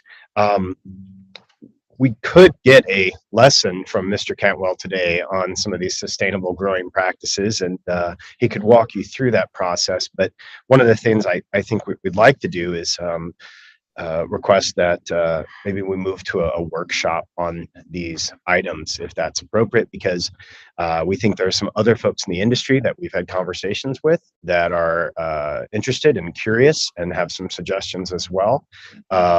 These definitions that we are proposing were based on months of consultation, research, and Ms. Sheba Statham, who's here in the audience as well today, helped us draft these. So we don't want to suffer from sort of confirmation bias as the applicant, as the licensee and representing them. We definitely think it would provide value to have feedback from others in the industry, and of course, more feedback from the staff and board. So we would respectfully request this petition be workshop going forward. But again, happy to answer questions today about any of these definitions and the methodology. Before we ask questions of you, if we have any comments from staff. Thank you, Chair. And unfortunately for the board, I'm standing in for Chief Cronkite, who had a family issue today. But just generally speaking, this is an issue that staff has been working with Mr. Cantwell and Mr. Rutledge on. It's been a long journey, as we both can agree on that. But conceptually, utilizing cannabis as compost is something that staff here feel like it's worth working towards, that I think we can come to some common language that, as Mr. Rutledge mentioned, will certainly protect the interests of this licensee, but also others who are either interested or have been utilizing some sort of composting in their operation. So I think there's work to be done. I agree. We do need to hear from the public if that is at a workshop, but we certainly are in support of moving forward with some conversations, some mutually agreeable language, and then a workshop, and hopefully something for the board to consider adopting at a later date. Excuse me, can I get your name, please? Yes, sorry, Tyler Klimas for the record. Thank you. Questions or statement by board members? Mr. Chairman, this is Member Nylander. Yeah, having read the material, there's the old phrase, it's Greek to me. I'm a lawyer, so I do know some Greek, but this is like Martian language to me. Like some of the research is and I'm very interested in what Dr. Young has to say, but I think, we have to go to a workshop on this. And so if our executive director is, willing to, sort of have his staff do that load to get to the workshop, that would be helpful. But yeah, it's not even Greek to me. It's sort of Martian language. So. Member Durrett, for the record, I just want to add that I appreciate that you're availing yourself of the petition process. I think this is what petition process is for. I like to see things move forward using this petition process. And thank you to the agency for working with GLP and getting them to this point and everybody coalescing forward so we can progress and advance. Thanks. And this is Member Young. I just, for comments, I find this very interesting what GLP is proposing, and this is actually a language I do speak. So I would certainly be interested in, if we wanted to move forward with the workshop, I'd be very be availed to help lead that workshop. As always, the Chair Douglas, for the record, we will have to pay Dr. Young a translations fee as we go forward on this. The material provided was helpful, even though it was still interesting for a layperson with this. It's part of what the Nevada Cannabis program statewide is attempting to do, is take baby steps going forward. And this is another one looking at avenues we need to look at possibilities. And it sounds like this one will bear fruit after some work is done. I would make a motion on this to refer the petition to CAC, or more importantly, direct staff to hold public workshop after some discussions to see if this matter can go forward and get some of the kinks worked out. That would be my motion. Mr. Chairman, this is Member Nylander. I would second that motion. We have a motion. We have a second. All in favor, say aye. Aye. Aye. Aye. Aye. Motion carries unanimously. Thank you. And you've just signed up for more work. Yeah. Scott Rutledge on behalf of our gentleman partners. Thank you very much. That takes us to item number B, White Pine County petition to amend Regulation 5 status update. Good morning. Good morning, Chair Douglas, Director Klimas, board members. My name is Mike Weeble, for the record. I'm the White Pine County manager, and we're all sweltering in our suits. I think it's still summer here, but fall has arrived in White Pine County. The leaves are changing, the elk are bugling, and it's beautiful. So please come visit. So I've been invited to come today to at least make myself available to answer questions or provide some information on this item that originated back in February on White Pine County's petition to amend Regulation 5 to open licensing rounds so that qualified applicants can apply and hopefully get licensed in White Pine County. In my communications with the CCB and Director Klimas, we've kind of narrowed down to a couple different paths forward. At least that's what I understand. I'm sure we'll hear from him today. One is some legislative changes that allow the purchase and transfer of licenses, recreational or otherwise, from larger counties to rural counties that may not have them. And White Pine County is going to support that legislation. I'm looking forward to that. Two, now that consumption lounge regulations have been vetted, adopted, looked at, those regulations can be mirrored for licensing rounds for recreational medical going forward in Regulation 5, because all that work has already been done. So it's a short step to move some new regulations to provide some protection to the CCB in its administration and issuance of licensing. But the actual narrow reason why I'm here today specifically is to talk about the law. and it's been discussed today, and I can't really say much more about our motives and my resolution to be here. On NRS 678B220, it talks about, and this board is well aware, and this is more for public knowledge. It says, with respect to medical cannabis establishments that are not medical cannabis dispensaries, the board shall issue a medical cannabis established license to at least one medical cannabis cultivation facility and at least one medical cannabis production facility in each county. Originally, when those licenses were issued, White Pine County did have a moratorium on marijuana establishments. It's taken a while to see this change across the state of Nevada for the rural counties to understand the economic benefit and redundancies behind the marijuana market, and to see how these regulations would play out and how the administration will play out. It's completely different administration today than it was when those licenses were first given. And so there's a lot more confidence in the rules to participate in this regulatory scheme.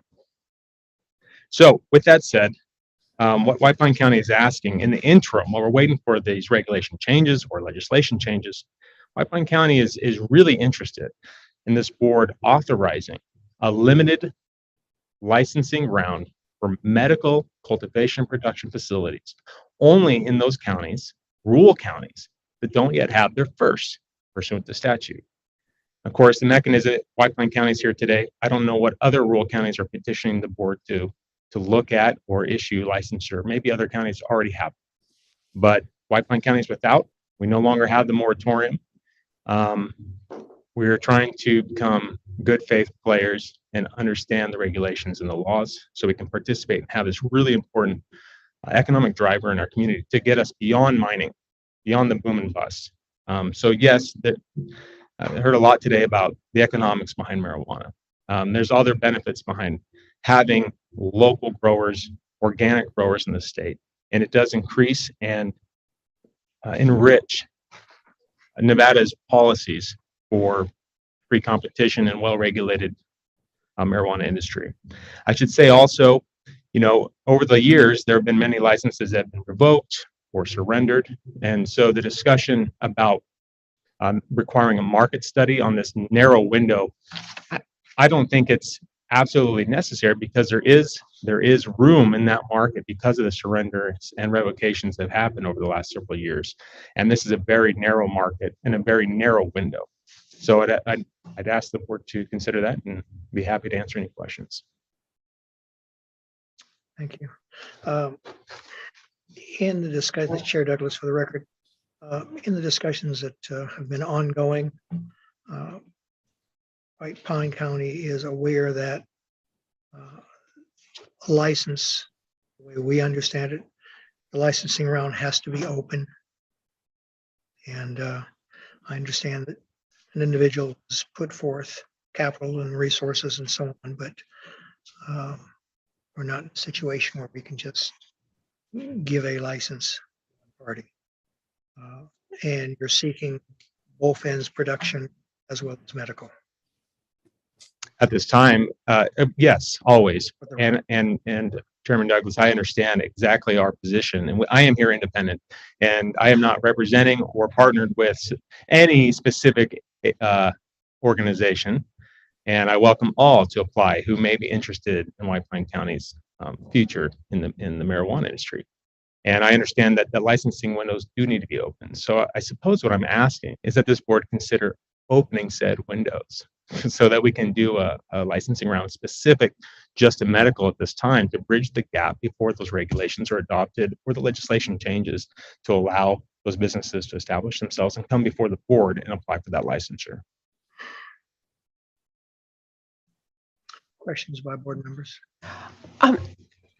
Why only apply for why not request a licensing round for medical and adult use? Because clearly at some point you're gonna request adult use, because medical, there's no outlet for sales. And I think that's kind of related to I don't understand what's going on with, well, you don't represent the business, so I won't ask about the business. So why not That's ask good. for adult use at the same time?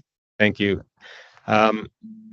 We have already, I think White Pine County has already made it obvious that we are asking for that as well. The difference here with medical is there is a statutory lever of a mandate to require licensure in rural counties. That's in Chair Douglas understands that when you have these certain words in statutory language like shall, it starts limiting the discretion of the board or the director even on what to do. And so White Pine County has identified this mandatory language and said, well, listen, while White Pine County can't make everyone open a window for recreational marijuana, we believe we have a statutory right to require a license in our county for medical, at least our original medical licensure. And so that's why I'm trying to push on that lever right now to get the board to consider opening that narrow window so we can get our first medical. And it kind of bridges the gap while we're waiting for these other things. I stand before you today still asking for the recreational, of course, but I understand there still needs to be some diligence, some regulation drafting, and possibly some legislation that might need to happen to make it easier. Of course, this board has plenary power to do a lot of things within that statutory, guidelines. And I still think this board has the authority to say, Director Cannabis, draft some regulations and let's do some more, let's open some windows and do some regulatory drafting and get some other rounds open for recreation. But it also trusts its director to use his discretion and be responsible to make sure that those regulations are drafted appropriately to protect the state and the board. So right now I'm just playing on that lever to get at least the medical going, and then I'll be back before and be communicating and following the different regulatory changes, and hopefully that the CCB adopts those other regulations similar to consumption lounges, because that's been the priority, so that we can do recreational rounds again. It's been a few years.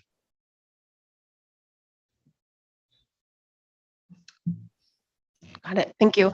I think there have been statements made, and I think there's a misunderstanding that the state is doing something to prevent this from happening. It was White Pine that passed on the opportunity to do it. And so I just wanted to put that on the record, but thank you for the answer. And I got everything I needed. Thank you. No, and I've heard that as well. And White Pine County did have a moratorium in place. As I said on the record before, and much to the point of public comment this morning, I was the district attorney and prosecuted marijuana offenses. And there was this evolution of understanding marijuana and understanding the use of marijuana. And I got to tell you, there's been a sea change over the last 10 years in rural Nevada. And so if you think about where rural Nevada was when this industry started and the licensing started, there wasn't a lot of trust in the system yet. And that's come a long way. And I'm here to tell you today, the right thing to do is to partner with rural Nevada, educate rural Nevada, make sure that rural Nevada understands, and I'm talking about White Pine County, it's all I represent, but I understand there's other counties that are in similar situations, understand the professionalism and the thoughtfulness in these regulations and what the board's trying to do in its policies. And so we're trying to be respectful within that. And yeah, we had to close our own door on ourselves.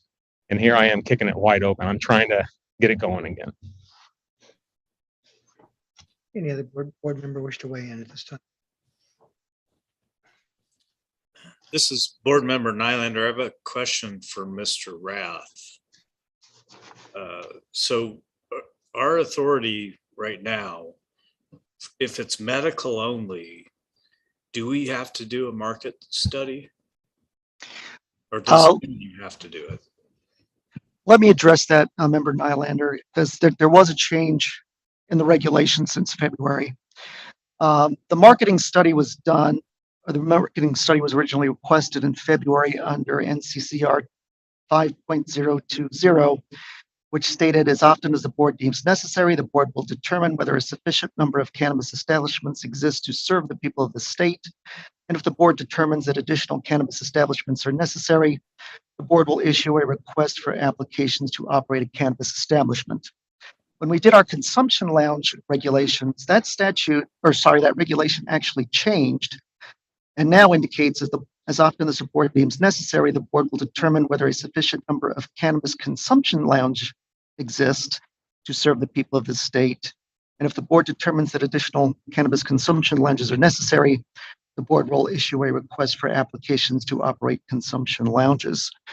So it's now specified that, you'll make this determination for consumption lounges only.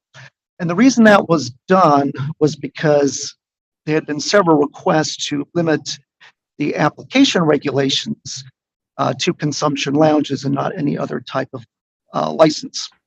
So where that leaves us is there a mechanism in place to open a new medical round for, say, medical cultivation facilities? And I don't think a marketing study is now required for that under the new language of 5.020 subsection 1. However, I think as the county has agreed, we do need an open licensing round. And I do think we need regulations that are opening that licensing round to say how the application process would occur. So the way I'm looking at it is the path forward would be to have these regulations drafted and workshopped just to open a medical licensing round for the counties that don't have them. And then I think it could proceed. And I'd also note that if it's for the single medical license for a county, that does not come in to the 1 year limitation of one licensing round per year would not be effective for that. So we could do that additional licensing round without coming in our limits. Do you have any questions on that? Those are my general thoughts. Well, yeah, that's, so the petition before us is for White Pine County only. So how does that interact with the 1 year open round, even if it's just medical? There is under the statute, you only have one licensing round per year, but that excludes the getting a license for medical under I think it's NR 678B .322. You can have that round in addition to any round you have during the year. Okay, so if we were to grant the petition today to allow an open round in White Pine County, we would not be precluded from handling another petition from a different county just for medical. Correct, but I think you could open that round to any county that does not have a medical as well. Okay, but that's not what this petition is asking for. This is just for White Pine. I'm not sure White Pine would have an objection to opening it to other counties, but I'll leave that to White Pine County. No, and I can only speak for White Pine County, of course, but I'm here before you because it's very important to us specifically, but it wouldn't interfere because the licenses cannot be transferred currently under the law. It wouldn't interfere with White Pine County's ability to have an applicant be successful within White Pine County. Really, to sum up, Member Nylander, I think this round could be opened either for White Pine County or all the counties that don't have a medical license. We would just need regulations in place to do that. And I don't know that it would take that long, but I would defer to Executive Director Klimas on that. I mean, a lot of these are already in place. There'd have to be some more detail. And I think it would need to be workshopped. Thank you, Mr. Rath. I understand. But I'm just thinking a bigger picture. There's a bunch of other rural communities who opted out, and now they're debating whether they should, try to opt in. I think Director Klimas has the statistics on that. I believe there's at least 2 other counties that don't have moratoria, that do not have a medical license, and I think there's a couple that do have moratoriums that do not have one. But I think Mr. Klimas has the statistics on that. Before Mr. Clements weighs in, Um, You intimated, and my understanding when we did the lounges, we made changes in the application process. We did not make application changes for the other processes, which led to some various court fights previously. And the question is, just off the top, I was under the impression that we probably needed to make application changes. So that would be the one thing that would create just kind of a slower pace to get this done, but we would still try to expedite. You're shaking your head. I would agree, Chair. Mr. Klimas? Just to add on that, yes, I mean, we would have to make some regulatory changes, and we would still have to adhere to, the licensure requirements, the 30-day notice, the 10-day application window. So yes, would still take a few steps, but Member Nylander, to confirm on the universe that we're looking at here is around 5 counties either do not have a medical cultivation and medical production, or have one or the other. 2 of those 5 currently have moratoriums, and so as you indicated, some may be having conversations. I think most are having conversations, but the statute speaks to a county, and so that's the universe of counties that did not participate, or at least currently do not have one or both. Yeah, no, thank you for that. But I think the petition in front of us today is just White Pine County. And I don't think the board can expand that on its own. I mean, that's sort of, maybe Mr. Rath, maybe I'm not posing the question as accurately as I should, but can the board expand that and say any county that doesn't have medical can now have it, or because that's not what's in front of us right now. Member Nylander, I think we're in a position where we can't expand. We take the request that we have. We're not precluded, though, from advising those other similarly situated counties as to what we're about to do, and that if they wish to participate, they would need to petition us so that they would fall under the ambit of what's on the books. That wouldn't delay, since we have to modify the application, but we could still move forward as the White Pines requests. I think the regulations could be written so that any county would have the opportunity if it didn't have a medical license. And it would be up to the board to determine the scope of the licensing round at that point. But speaking to Mr. Nyland's concern and belt and suspenders approach, if we ask them to let us know if they wish to, that would put us Absolutely. in. Yeah, no, thank you, Mr. Chairman. I don't have any more questions. Other board members wish to weigh in? And if we can get a formal motion that appears to move us forward on this. Mr. Chairman, this is Member Nylander. I would move for approval to grant the petition in respect of item 8B.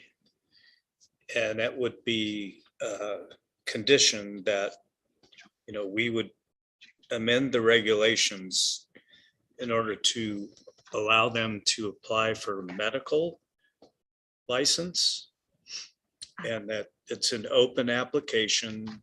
It would be subject to both this board and the county's, approval of the suitability of those applicants. And also, just as a comment, any of the counties who don't have medical now, we would amend these regulations to not only accommodate White Pine, but any other county who wants to avail themselves of their statutory right to have a medical, at least one medical location.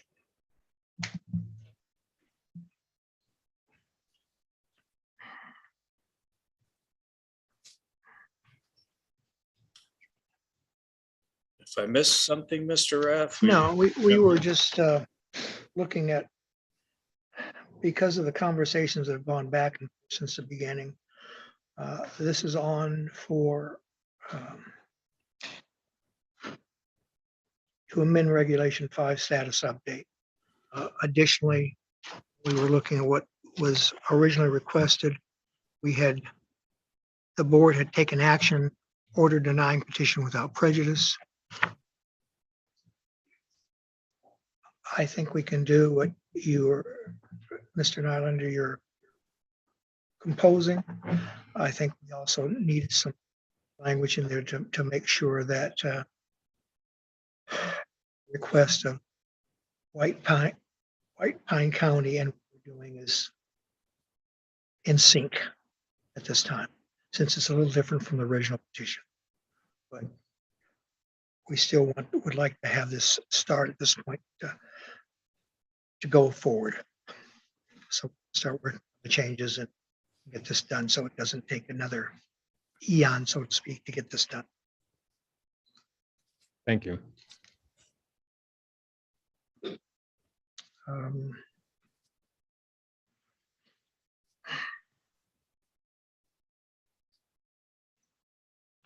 So Chair, I'm wondering, and maybe the motion is a directive to the executive director to amend the regulations to allow for an opening license round for White Pine County and potentially any other county without a medical cultivation or production license.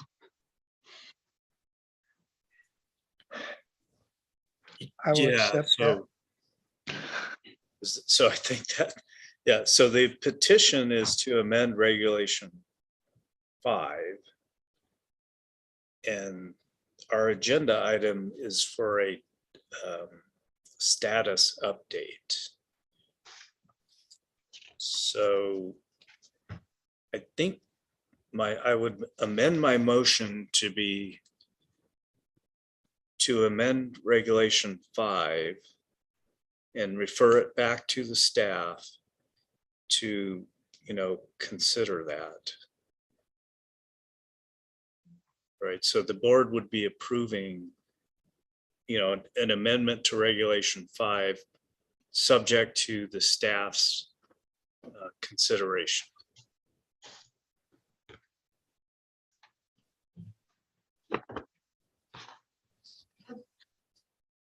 If our attorneys are happy with that language, so as not to discuss,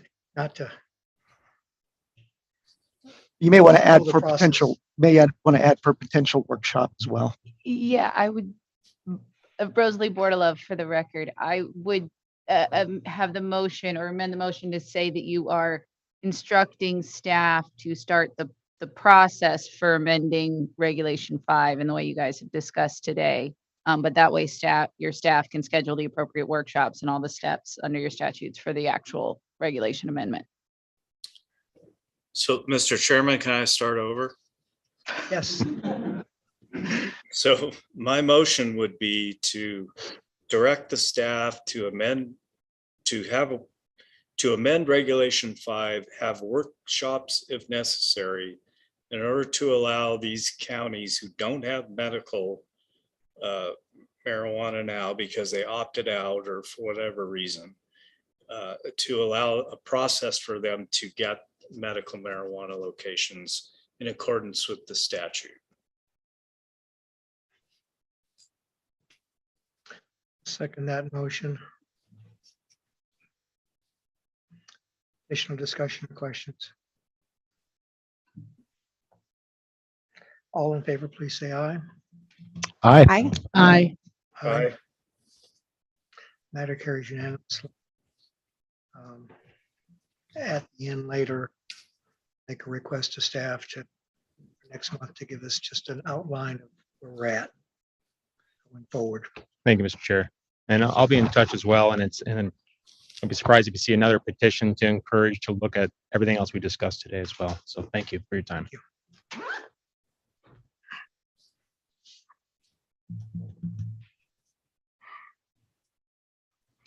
That moves us to item number 9, petition for Excuse me, additional. Mr. Chairman, this is the court reporter. Can we please take a short break? They're stomping their feet down here saying no. Yeah, we'll take a 5-minute break. Thank you, so Christie. much. Thank you, Thank Christie. you. You're welcome. Thanks.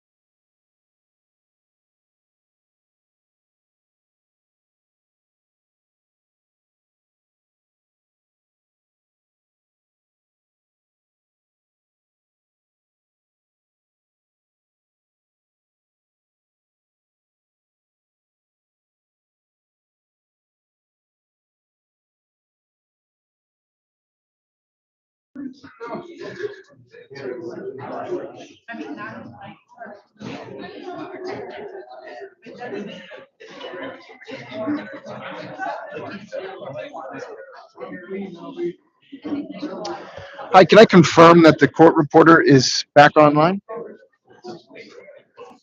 I am here and ready to go. Thank you for the break. Thank you, Ms. Joyce. Sorry, I did not know your name. I know it now. You are not court reporter. You're Ms. Joyce. So thank you. Okay, thank you.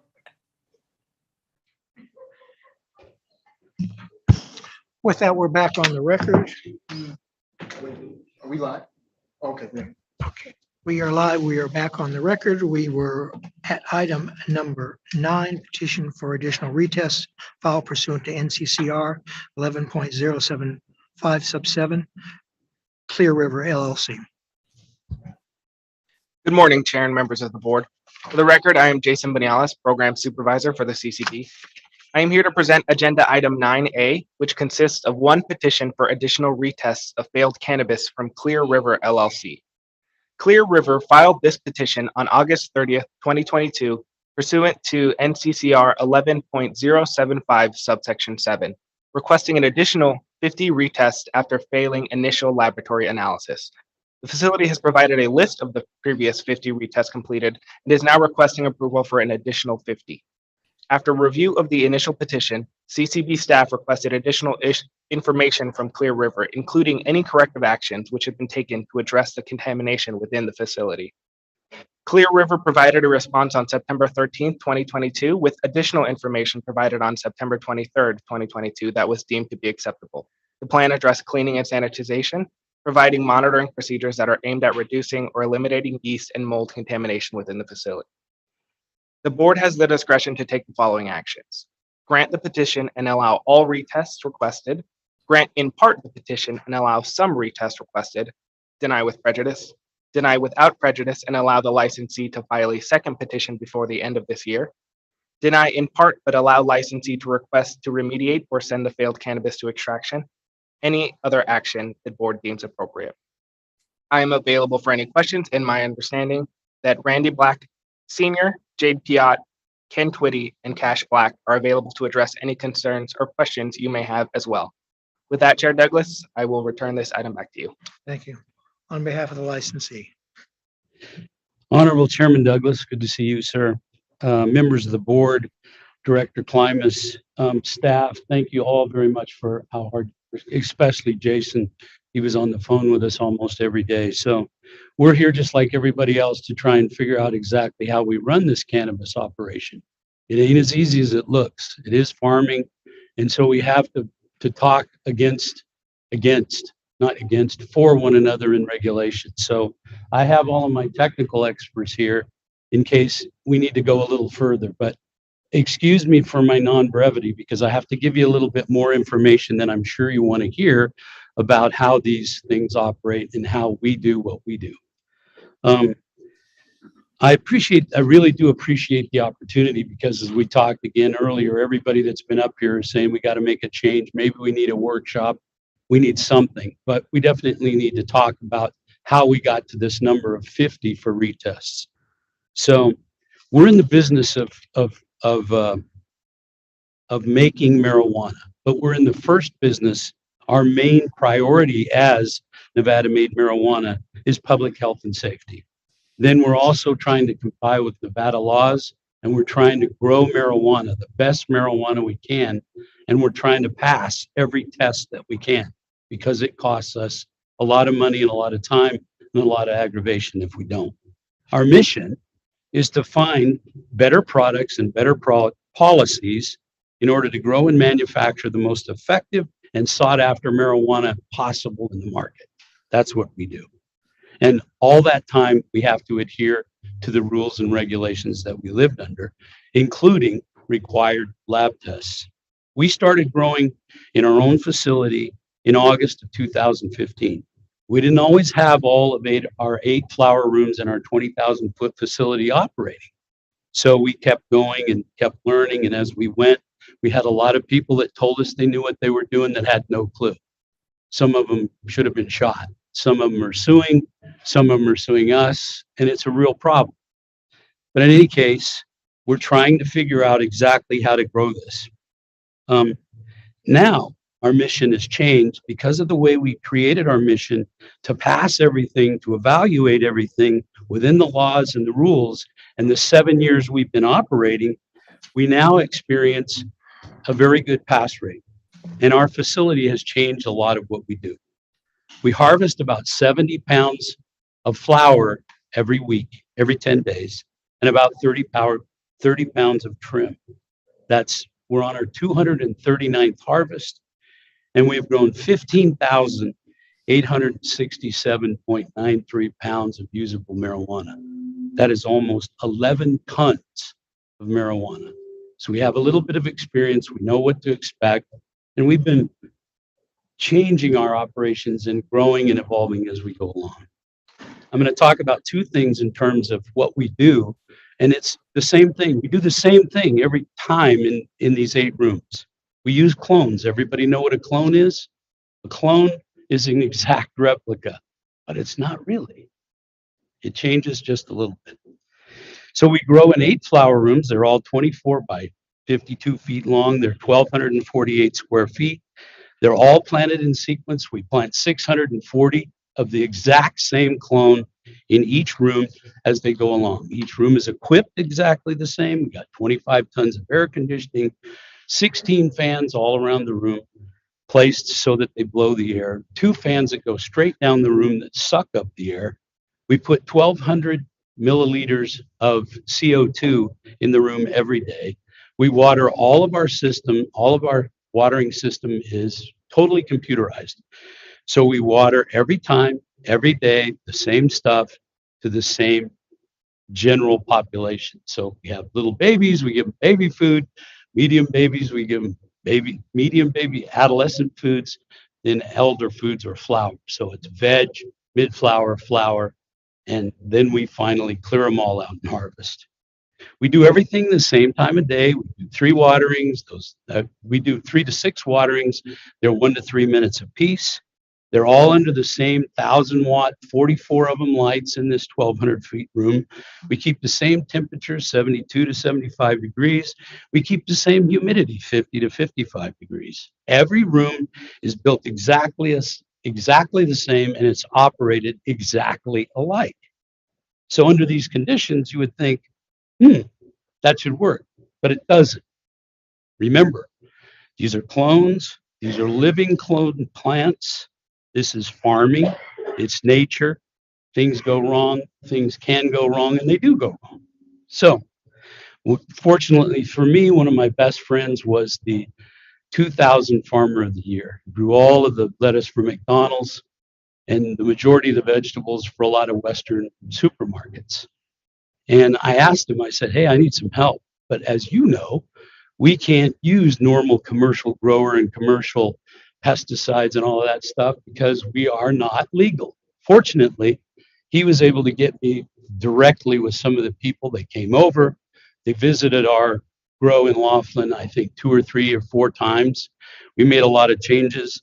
We did a lot of things that make the protocols that we use now from all of those qualified experts.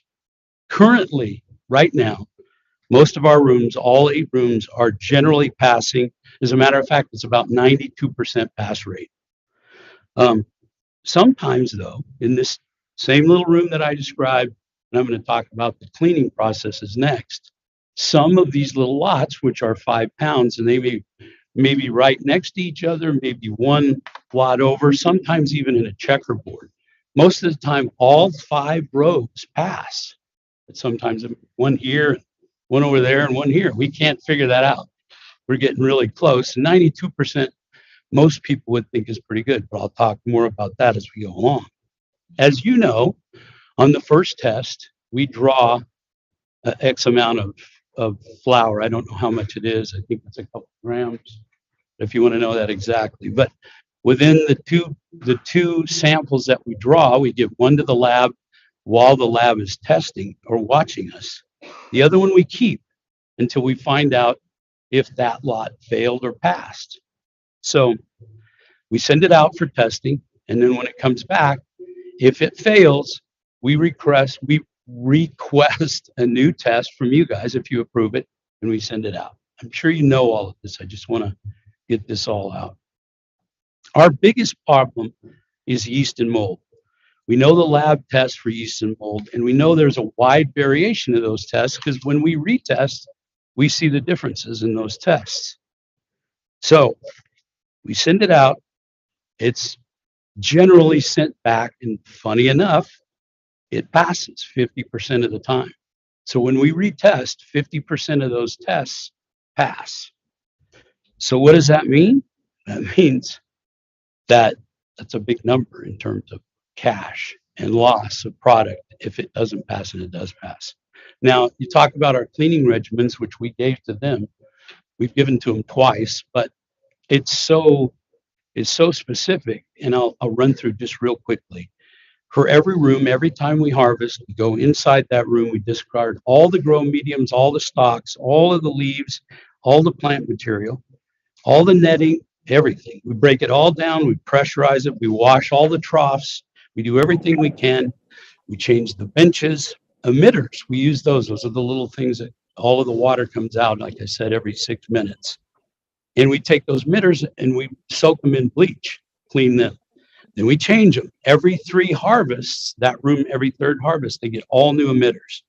We wash down using soap, water, disinfectants, bactericides, fungicides, algicides, and bleach on all exposed surfaces, all of them, including the walls, the ceilings, the air vents, the fans, the finishes, everything. Then when we're done with all of that, we close the rooms, we fill them with oxidizers and chlorinators. For 6 hours, they're left alone, and then when it dissipates, we replant. So, like I say, we add regimens over time. We've been doing that since we started. And if we find a new one, we try it. If it moves the needle, we use it. If it doesn't, we don't use it, except radiation. Radiation we don't use because it dries out the product a lot and the consumer can taste it. And we think if most of the consumers knew that their product was radiated, they probably wouldn't buy it. Our people are a little peculiar that way. So our policy is when a batch fails, we retest. Like I said, 50% of the time it repasses. And remember, we don't do anything when we get it. We take that one, we leave it with the quarantine product, send the one off to the lab. If we find out it fails, we get it back. We ask you, you say, okay, we send it out again and it's retested. So we retest for a cost of $400 to $450, maybe $500, $550, depending on how tough the lab is. And if the retest is approved, then that lot's worth $10,000 to $20,000. If it fails, it's worth $0 to $1,000, depending on whether or not we can remediate it. We, the grower, we pay all the costs, so it doesn't matter to the consumer or you or the tax regulators or anybody. And we're not trying to change anything. We are just trying to make sure we get an accurate test. So we can't figure out why, or I can't, how. If we can test 50 lots, so we test 1, 2, 6, 8, 12, 24, 49, 50, why couldn't we test 51 or 100? To me, all we're doing is making sure the product's approved. That's it. And we probably don't need 50 tests, which we've applied for because that's what it called for. We can get along with whatever you need, but we're kind of like that insurance company. We only need what we pay for, meaning if there's a failure, we want to retest it. So right now, we're suffering all these monsoons, all these climate changes, all these midsummer things that's happening. And it's radically changing barometric pressure for us, right? The changes in clouds, the changes in rainy days, windy days, and then the winds blow down the power lines. I mean, these are things that nobody has ever experienced in Nevada. And we're in Laughlin, Nevada, which is a whole nother microclimate. We're right on the river, so it's hot as heck down there, and it's very humid. And it goes like this. And all times you get that, the growing processes and cycles change. Yeast and mold loves that stuff. So sometimes it grows a little better, a little faster, a little quicker. So we are in the capital of innovation, I think Nevada is. We always have been. We've been doing things in Nevada nobody else does. Once we figure out how to do it everybody else comes along and does it. So we're innovative. We're regulation oriented. You know, everybody calls us bellwether of regulation, and we are. Our regulations and our quality for our tests are much more than others. Heck, in some of the other places, they don't even test. So, I mean, we do a very good job at what we do. So we, Clear River, would like to team up with you and get with everybody else, since today looks like the day for a what do they call it?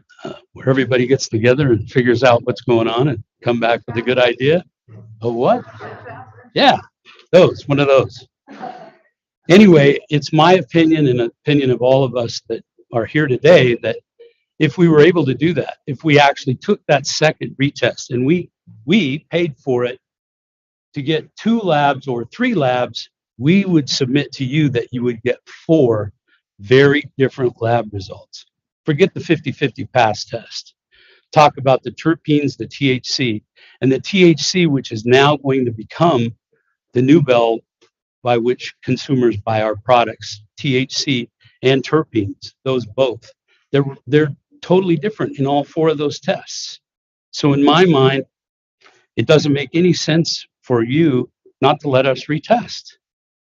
So I'd like to just ask for you to give me the ability to retest. And the bigger thing is, if my grow is a little bigger, if I was 10 rooms or 12 rooms instead of 8, I would have run out of my 50 allocation 2-3 months ago, and it would have cost us all a lot of money. So that's why I'm here today, is just to say we need to work together to find the exact number. I don't know what it is. Like I say, I don't think I need 50. I don't know if I need 25. I only need what I need, just like that insurance commercial. So I'm here to ask for your support. We're all here to answer any questions.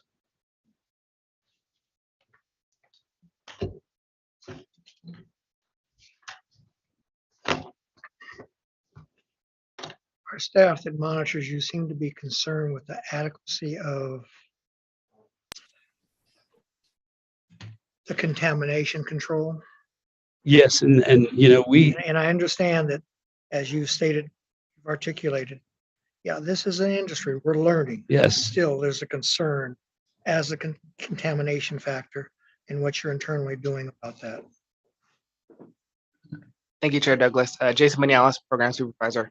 For the record, yes, there was an initial concern for the information that was provided by Clear River on the 13th of September. After a phone call with Clear River, they did submit additional information about monitoring those procedures, specifically addressing any pooling water, sealing any openings or cracks that encourage mold or humidity and temperature control. So those concerns have been addressed, but it should be noted that NCCR 11075 says that retests are to validate the results of a failed test, just like Mr. Black has stated. That, but it is a representative sample, so it is, and that is where we set the lot limits up to 5 pounds, because it would be impractical to test every single bud for its for exact accuracy. It is a representative sample. And it should also be noted that destruction is not always necessary. There are options to send to extraction or remediation, but as the company wishes. Yeah, and I note for the record that we've recently heard some concerns about testing sizes and things of that nature. It's something we're still looking at and still wanting to sit down and talk about. You're correct. We're going to continue to study this and look at this as we go forward to try to get it right or better.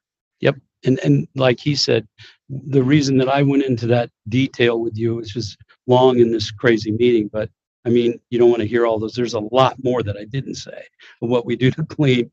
I mean, I could get them up here for 10 minutes to explain that. But, and to his point, you know, they talked about cracks and everything like that. We inspect that, but we didn't tell them that the first time. Because believe me when I tell you, our mission is to grow passing pot within the Nevada regulations. It's to our benefit. There's no reason.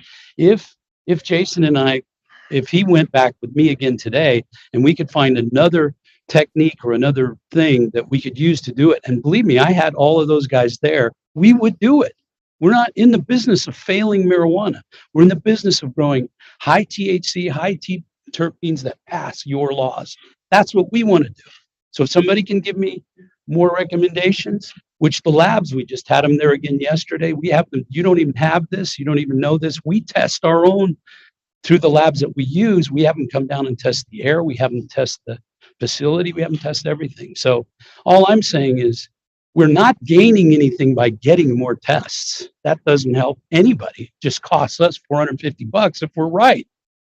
But we get 50-50, we get approved.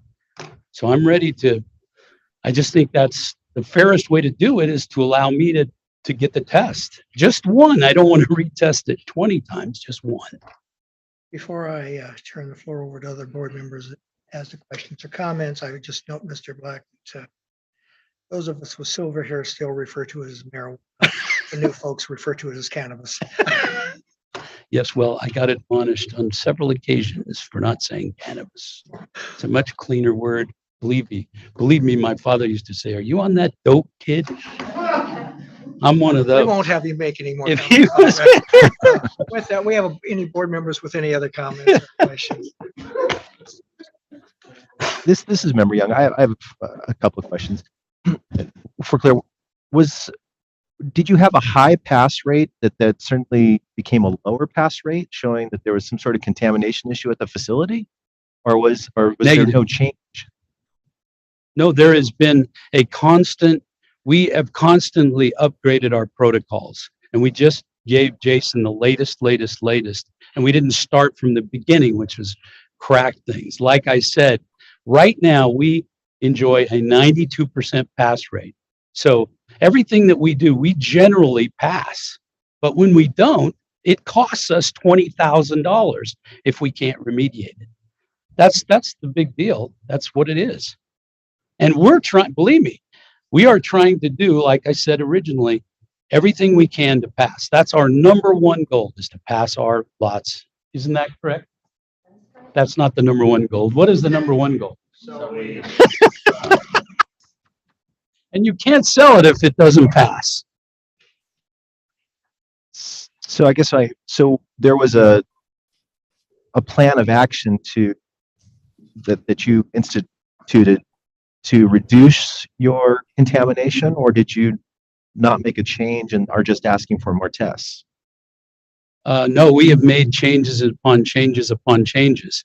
But what I'm trying to describe to you is that I believe if you allow, and this is where it really comes to, you let me test it 3 times on that second. Let me get 3 labs to do a test on that second sample. So we send one, it fails.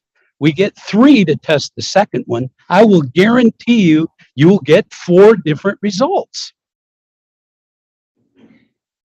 And that's what I'm saying. It's not me. It's part is the lab. Now, sometimes they do fail.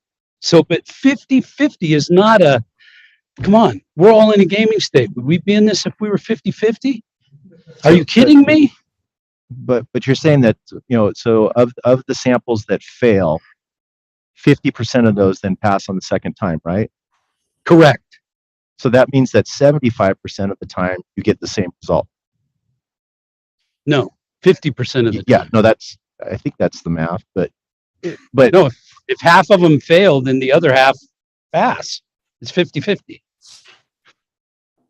But you're testing. But anyway, yes, that's Anyways, correct. yeah, I'm not, but you're sampling 50%, 50% fail. So that's 25%. So no, anyways, it's the same sample, doctor. I'm sorry. Same sample. It's the exact same sample. We get a, but you're only testing. I get it. I don't want to get into, I'm just saying that I got it. I'm just trying to understand, the idea behind granting more tests, at least as I understand it, was, facilities that were having a high pass rate that then suddenly looked like they were having some contamination issues, were having a plan of action to correct that, and they showed that that was successful. And I certainly am inclined to grant more testing for those facilities. But if you say, look, we didn't do anything different, we just want to keep testing because, if we test enough, we're going to get samples that will pass. I'm not inclined to grant additional testing to something like that. So that's why I'm just trying to understand, did you have a plan of correction that then increased your pass rate? Yes, since the beginning of time, we have had every time that the descriptions of what we do for making sure our facilities are clean and perfect, I described. It's much more, it is much more, it's much more exact than that. But what I'm trying to tell you is that every time, if you let me test these samples, almost every time they will all be tested different. It's not necessarily that I'm doing anything different. It's the lab is different. I don't use the same lab. We're constantly using the same lab. And then you guys select the lab for the next test. But it is the exact same lot that the first lab test did. So they should be the same, right? If one lab tests a half ounce and the same half ounce was tested with another lab, it should be the same, right? Well, that gets into the testing size and discrepancy and issues that I think we're trying to work through. I mean, we're definitely. Yeah, that's exactly what I'm talking about.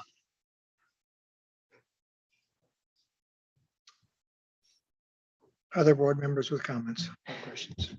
So the issue of 50% of the initial test being different on the retest, that would require a different discussion and proposed regulations, but definitely very noteworthy and something that we need to look at. And I think Dr. Young will be very instrumental in those conversations.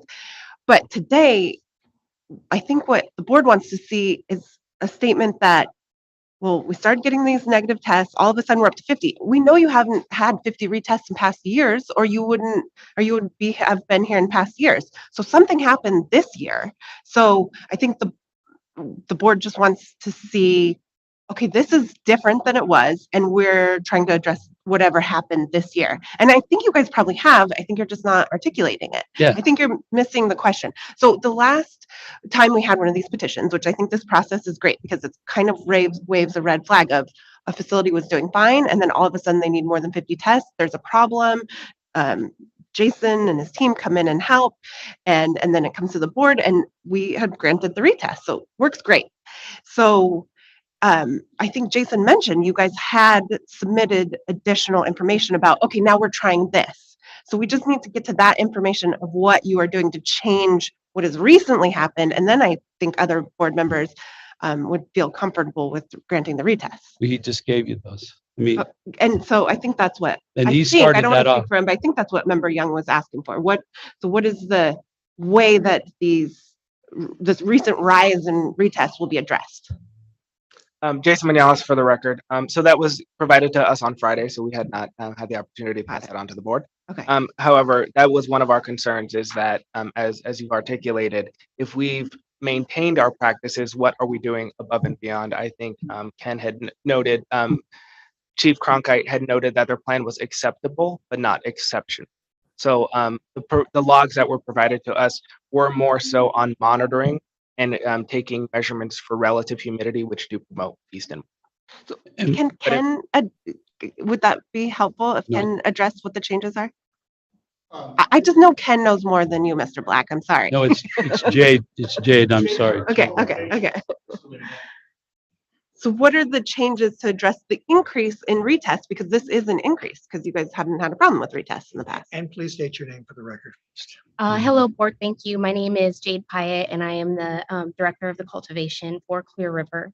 I would like to say that as far as the 50 retests go, this is something where that 50 amount was just put in place recently in some of the updated regs. So as I have worked with Clear River over time, throughout the year, we have lots that fail. Just to throw sort of an arbitrary number out there, for example, say you have 20 lots of flower out of a room that's harvested. Well, maybe 5 of those lots of flower might fail. In our case, generally it's a yeast and mold fail. We have had aspergillus fails, and then of course we have had at times a coliform or intro fail. So anything like that, we definitely want to make sure that we retest. And in the past, we've retested throughout the year and not hit any kind of limit for those retests. And what Mr. Black is saying as far as 50-50, I believe what he is trying to tell you is that when we send those retests, what we find is about 50% of the time we come back passing from those retests.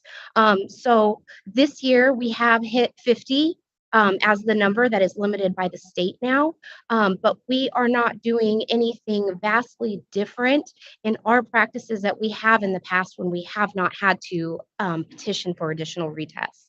Now, what we have done through the summer, as we've noticed that we've had these humidity spikes and things, is that we have 2 rooms that we've tried to do less spraying and a room that we've tried to do more spraying. And what we use is Xeritol to help to make sure that yeast and mold is not growing in the rooms, and it's something that kills yeast and mold on contact. It is an approved product by the state that we can use. That's what we use in the rooms throughout the flower process to try to mitigate any yeast and mold growth. We also routinely have quarterly testing that we do to our watering sources, our irrigation systems. And then in this last week, we've also had 2 labs come in that we work with routinely, which is ACE and Canalysis labs, and they've done environmental testing for us. So that's something that we have done too, as we feel is needed, and to try to help to isolate or see where we might have these yeast and mold issues coming up. Because when the board and when the CCB members come to our facility, so many times, every time they've come, they say, "Wow, this place is really clean." They comment on the cleanliness of our facility. And, you know, when you look at our plants, it's not like you see mold on them. It's not something that is really visual generally when we're working with the plants in the rooms. So definitely something more on a microbial level, and something that is the reason that we need those extra retests. So the 50 retest isn't new. What's new is allowing you to go to the board to get more retests. So before it was just a hard limit, right? No. Yeah, There okay. was no limit. I know. It was 50. And actually, this was increased from what the health department wanted to do, which was 20. And then industry groups advocated to get it raised to 50. Totally is an arbitrary number, but it's always been in place. What was changed was to allow petition to do more. So I think you haven't hit this limit because you didn't have problems in the past. Now there have been problems and additional retests. Now you hit the limit, and now you're expressing what you're doing to change that. And so I'm sorry, I just wanted Dr. Young to hear what you had done to change it, because I didn't think that was being articulated. So it does sound like you have taken particular measures to be able to avoid. And we will continue. A lot We'll of even talk, I don't know, Jason just mentioned that we're supposedly midline. If there's something we're not doing, we're going to talk to him right now and figure out, we're going to add that. For sure.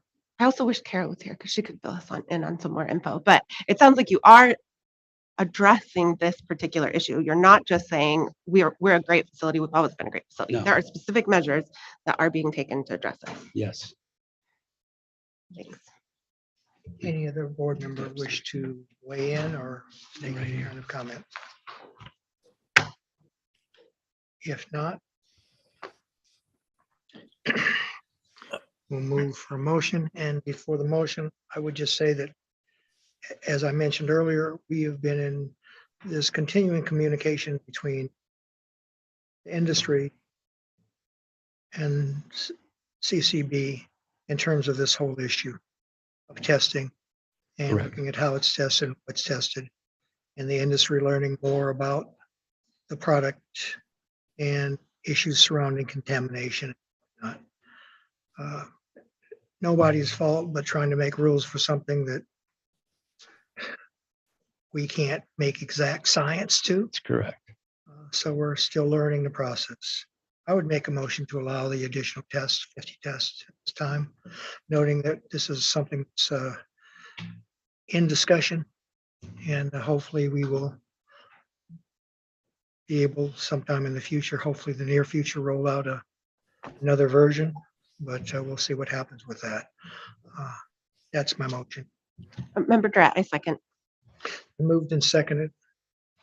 Any additional discussion or comments?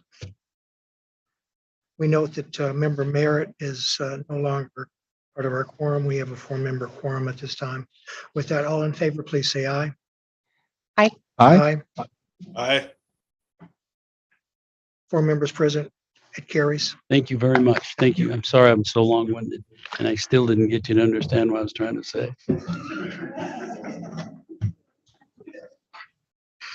We're going to recall at this time the item that we passed over, which was for a management services agreement, item 6CN. License so.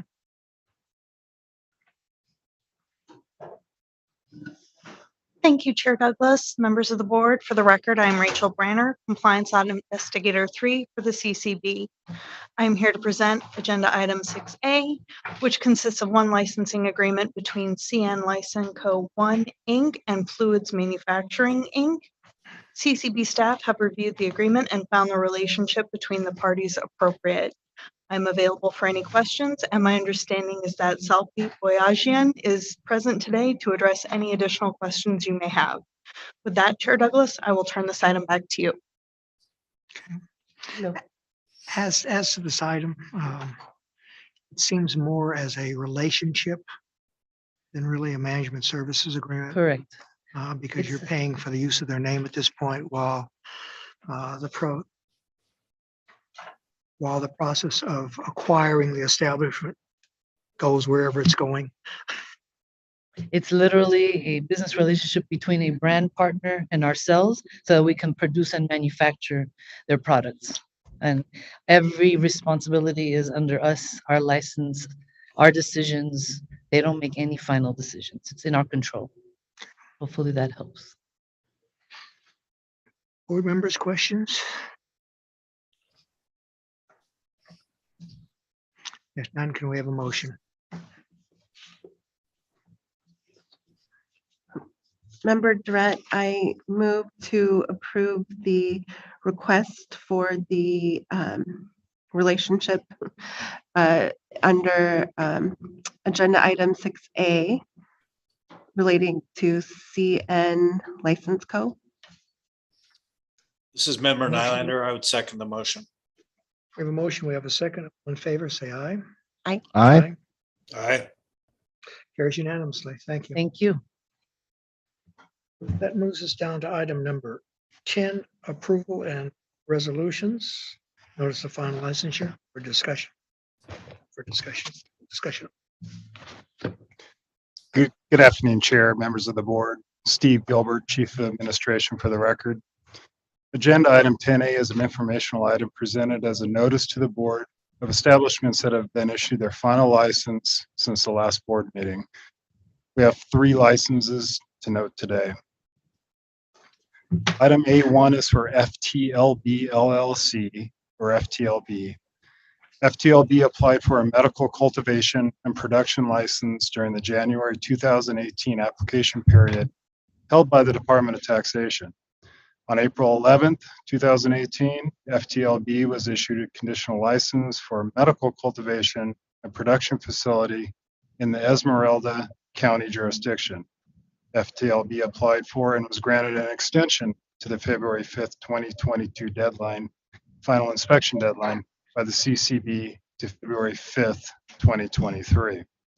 On July 19th, 2022, staff conducted a pre-opening inspection and audit of the medical facility and production facility located in Goldfield, Nevada.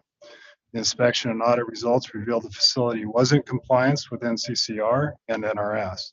A statement of no deficiency was issued on August 11th, 2022, demonstrating FTLB has met the regulatory operational requirements, and as a result, the CCB approved and issued final licensure to FTLB for its medical cultivation and production facility September 8th, 2022. Item A2 is for Green Mart in Nevada, NLV, LLC, or Green Mart. Green Mart was issued as conditional adult use retail store RD 504 on December 5th, 2018. Green Mart applied for and was granted an extension to the February 5th, 2022 final inspection deadline by the CCB to February 5th, 2023. On August 10th, 2022, the CCB conducted a pre-opening inspection and audited the facility located at 200 East Charleston Boulevard in Las Vegas. The inspection and audit results revealed the facility was in compliance with NCCR and NRS. A statement of no deficiency was issued on August 11th, 2022, demonstrating Green Mart has met the regulatory operational requirements. And as a result, the CCB approved and issued a final license to Green Mart for its adult use retail store establishment on September 2nd, 2022. Item A3 is for Qualcan LLC. Lone Mountain Partners LLC was issued conditional adult use retail store license RD 591 on December 5th, 2018. Qualcan obtained the RD 591 conditional license via the July 29th, 2020 licensure settlement agreement.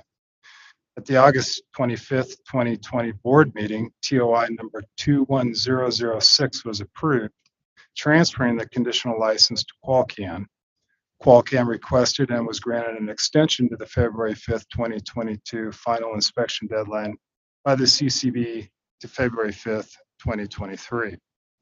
On August 16th, 2022, the CCB conducted a pre-opening inspection and audit of the retail store facility at 6050 Sky Point Drive, Las Vegas, Nevada. The inspection and audit results revealed the facility was in compliance with NCCR and NRS. A statement of no deficiency was issued on August 17th, 2022, demonstrating Qualcan has met the regulatory operational requirements. And as a result, the CCB approved and issued final license to Qualcan for its adult use retail store establishment on September 2nd, 2022. With that, Chair, members of the board, I'm happy to answer any questions. Any board member have questions? Hearing no questions, this was on for discussion only, not an action item. We'll move our agenda. This takes us to item number 11, consideration of pending motion in the matter of Cannabis Compliance Board versus Cannex Nevada LLC. Case number 2020-27. This is a continuation of our meeting. It was held on September 15th, 2022.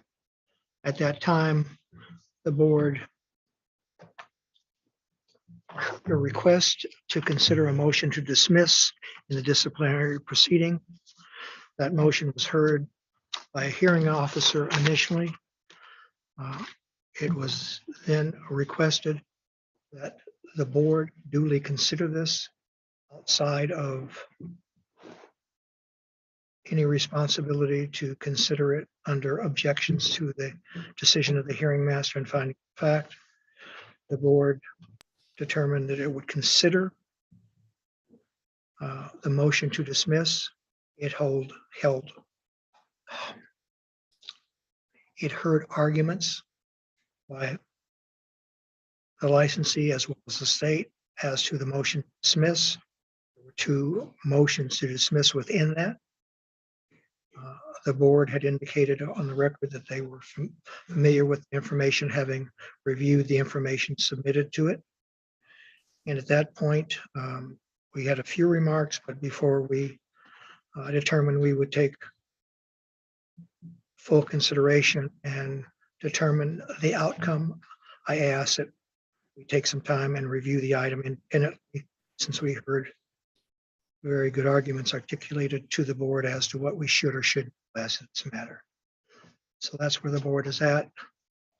It's for the board now to formulate its decision as to the motion that came for us based on what we heard. And at this point, the board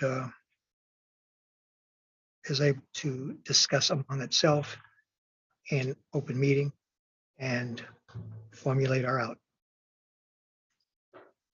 That's where we're at this time.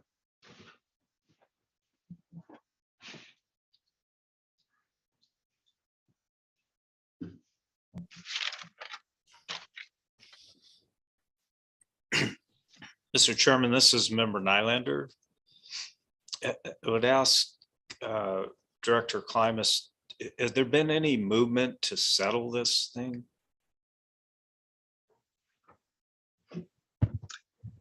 Thank you, Member Nylander. Since that meeting, which you had an update on, there hasn't been any movement or outreach or discussions around settlement at this time.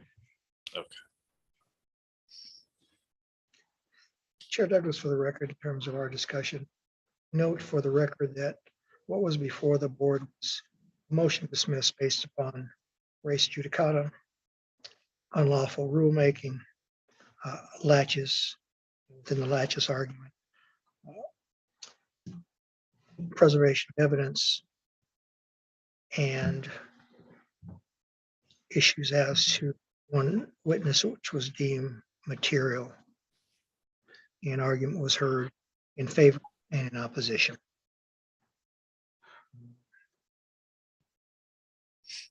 Each one of us heard those arguments. Each one of us has a position where we're at. I note for the record, it's a motion to dismiss, so the ultimate burden, the initial burden's on the party making the motion. So, Mr. Chairman, there are some serious allegations in that matter, and I don't believe the motion, I don't believe the party filing the motion has carried the burden to dismiss, because in reviewing the record, there's been a finding by the hearing officer, and so in light of those facts, I would support denying the motions, both of them.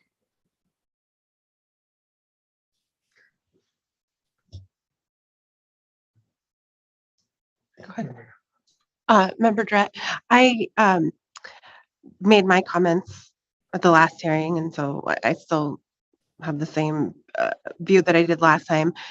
Don't believe the burden has been carried for a motion to dismiss based on the particular arguments in the motion. I particularly the one that this matter was already settled, because the state had said this is not a settlement. I don't know what else you could possibly do to convey to the other party this matter is going forward for disciplinary action. So, but that doesn't mean, of course, I mean, everybody, all the attorneys involved know the standard for motion to dismiss, and that doesn't mean that the underlying matter, there's no indication on the underlying matter as to the merits. That is only with regard to the motion to dismiss and the burden there. Chair Douglas, for the record, looking at the claims that presented, the evidence that was adduced, the first item was talked about the res judicata or collateral estoppel, as it's now seems to be known, was very problematic in terms of wishing to rely on something that had been done in part previously and a settlement or a stipulated order to allow the licensee to reopen and go forward. It wasn't a final action. It was just merely to allow them, they were suspended to reopen. If there was something else that wasn't provided to us. So the issues that are necessary, final judgment, final stipulation, articulated on the record. It was alleged about conversations. It was alleged what it said, reading the plain document. It was not there.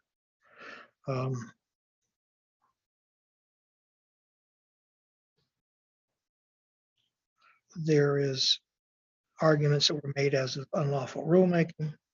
They just didn't carry the weight. The latches, as to a 12-month delay in filing of the complaint, the conflicting rules between as to what it was at the time, what it is now.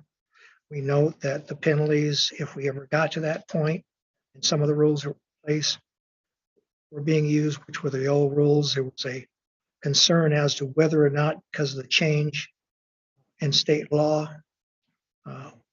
and that once the new Cannabis Compliance Board was adopted and made rules, all that went out the window. I'm not aware, and nothing was cited that really applies to that argument.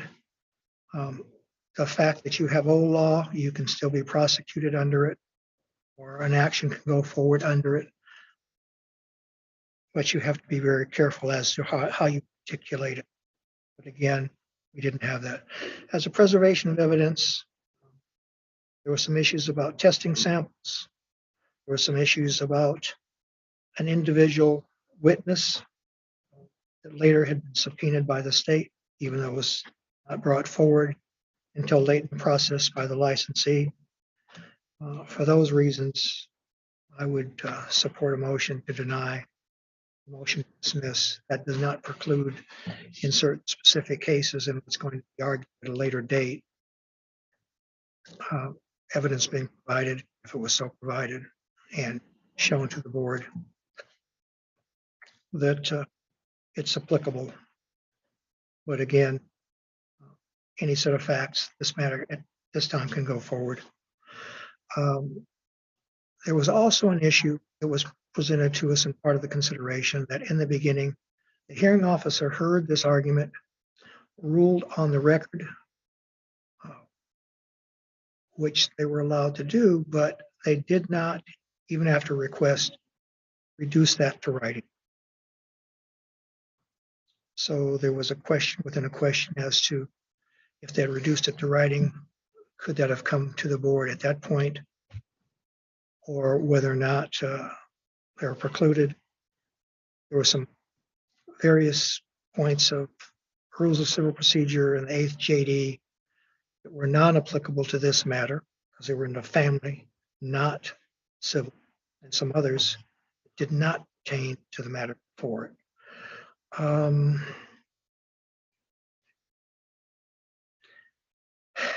Our decision, we are going to ask that the Attorney General, on behalf of, will provide an order for us, review. I would ask that that order be presented to Ms. Rushton, and she can comment on it. Additionally, if any one of the board members has a concern as to the order prior to us signing off on it, I would ask them to express those concerns to me so I can express those concerns back to the attorney who's preparing the order if we're going to make any corrections or additions. But the formal order will be on the record. That's my position. I say record in a written form. And after we have a final order, we will then set a date to go forward with the next stage of proceedings. So with that, I guess we would need a formal order that denies motion. We allowed consideration of the motion after review of the motion to dismiss. My motion is to deny the motion to dismiss.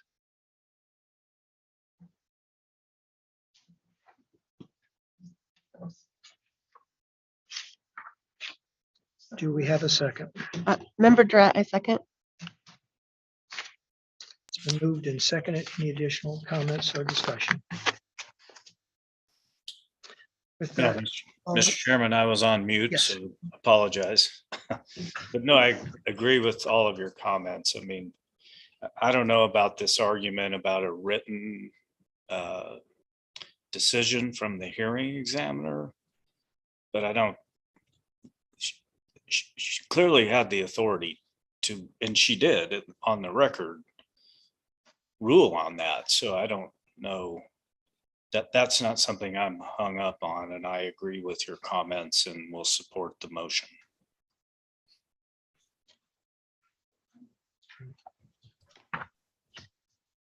with that, we have a motion, we have a second. Deny the motion to dismiss. All in favor, please say aye. Aye. Aye. Aye. Aye. Carries unanimously. We note Member Merritt was not present for this vote. We still had a quorum.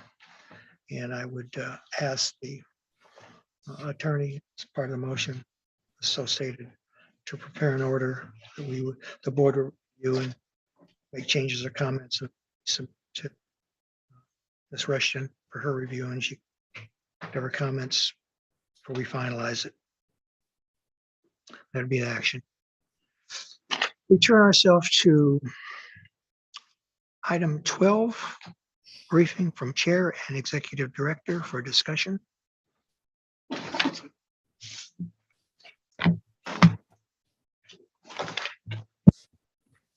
a couple updates for the board relating to consumption lounges.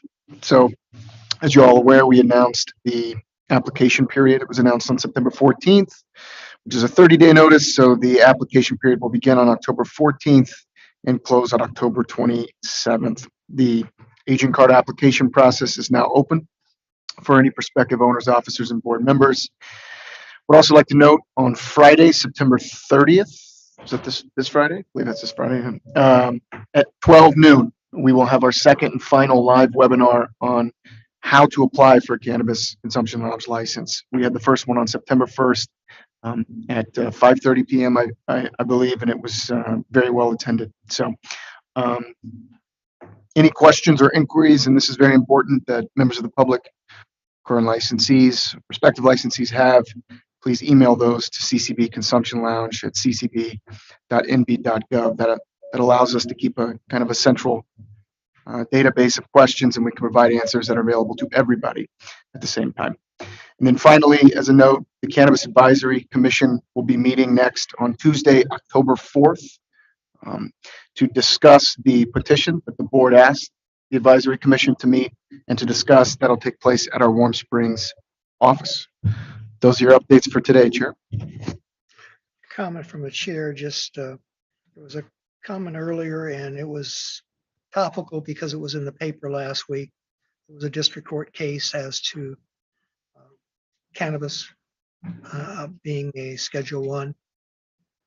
That's still ongoing. They don't have a final written decision at this point, kind of an oral announcement.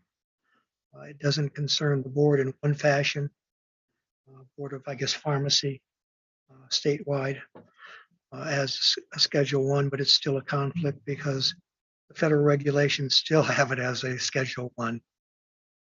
So there's some issues that may wind up going to appeal. Have no idea.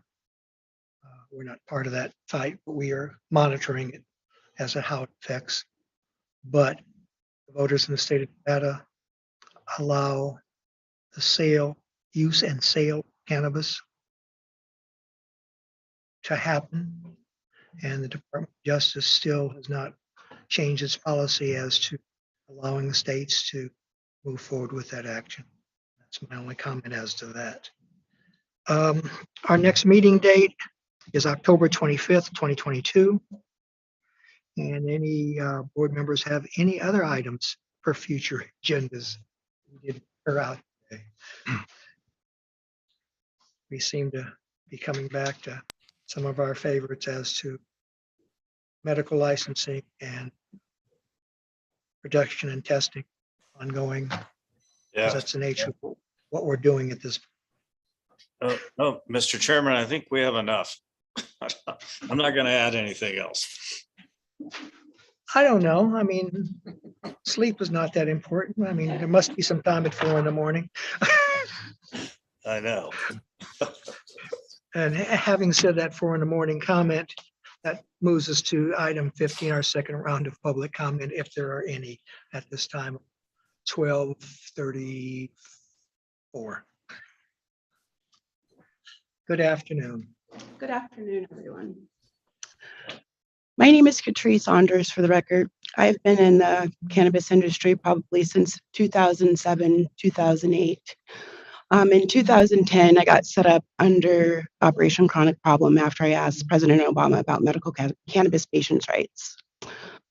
I then went to prison for probation violation in 2014. Once I got out, I helped with regulations and helped to open up multiple dispensaries and worked at cultivations. Then when we went from medical to retail, the law was changed for excluding felons from working in the industry. So for the past few years, I've been speaking out in regards to social justice and issues that I've dealt with since being a medical patient and working in the industry and having a federal felony. In light of you guys issuing the language for the cannabis consumption lounges, I was reading that you have to have, there's a 10-year clause, or you had to be convicted by any other entity other than the state of Nevada. I was convicted by the federal government, so that would pertain me to be eligible, but I did not get out of prison until 2014. So I'm still under the 10-year clause when it comes to that issue for my federal release from probation, even though I was sentenced in 2011 for my original crime. So I wonder if there's any clarification on moving forward.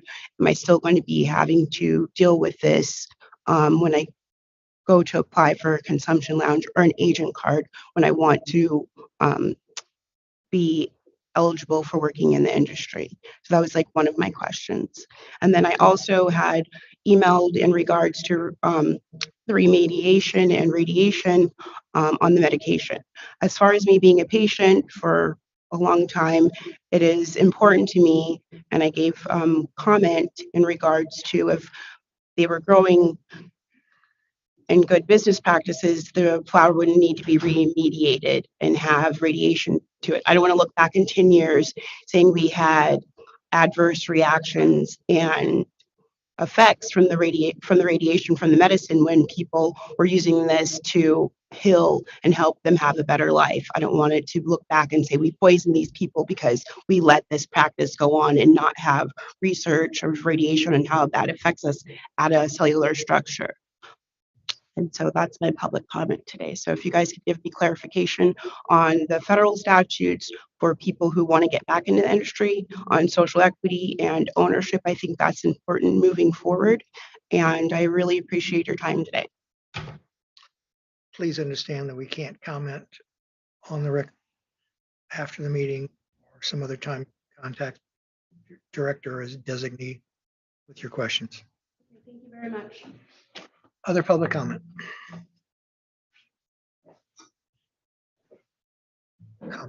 Public comment in Carson City. There's no public comment in Carson City. Item 16 is adjournment. We are adjourned. Thank you very much for your patience and consideration this day.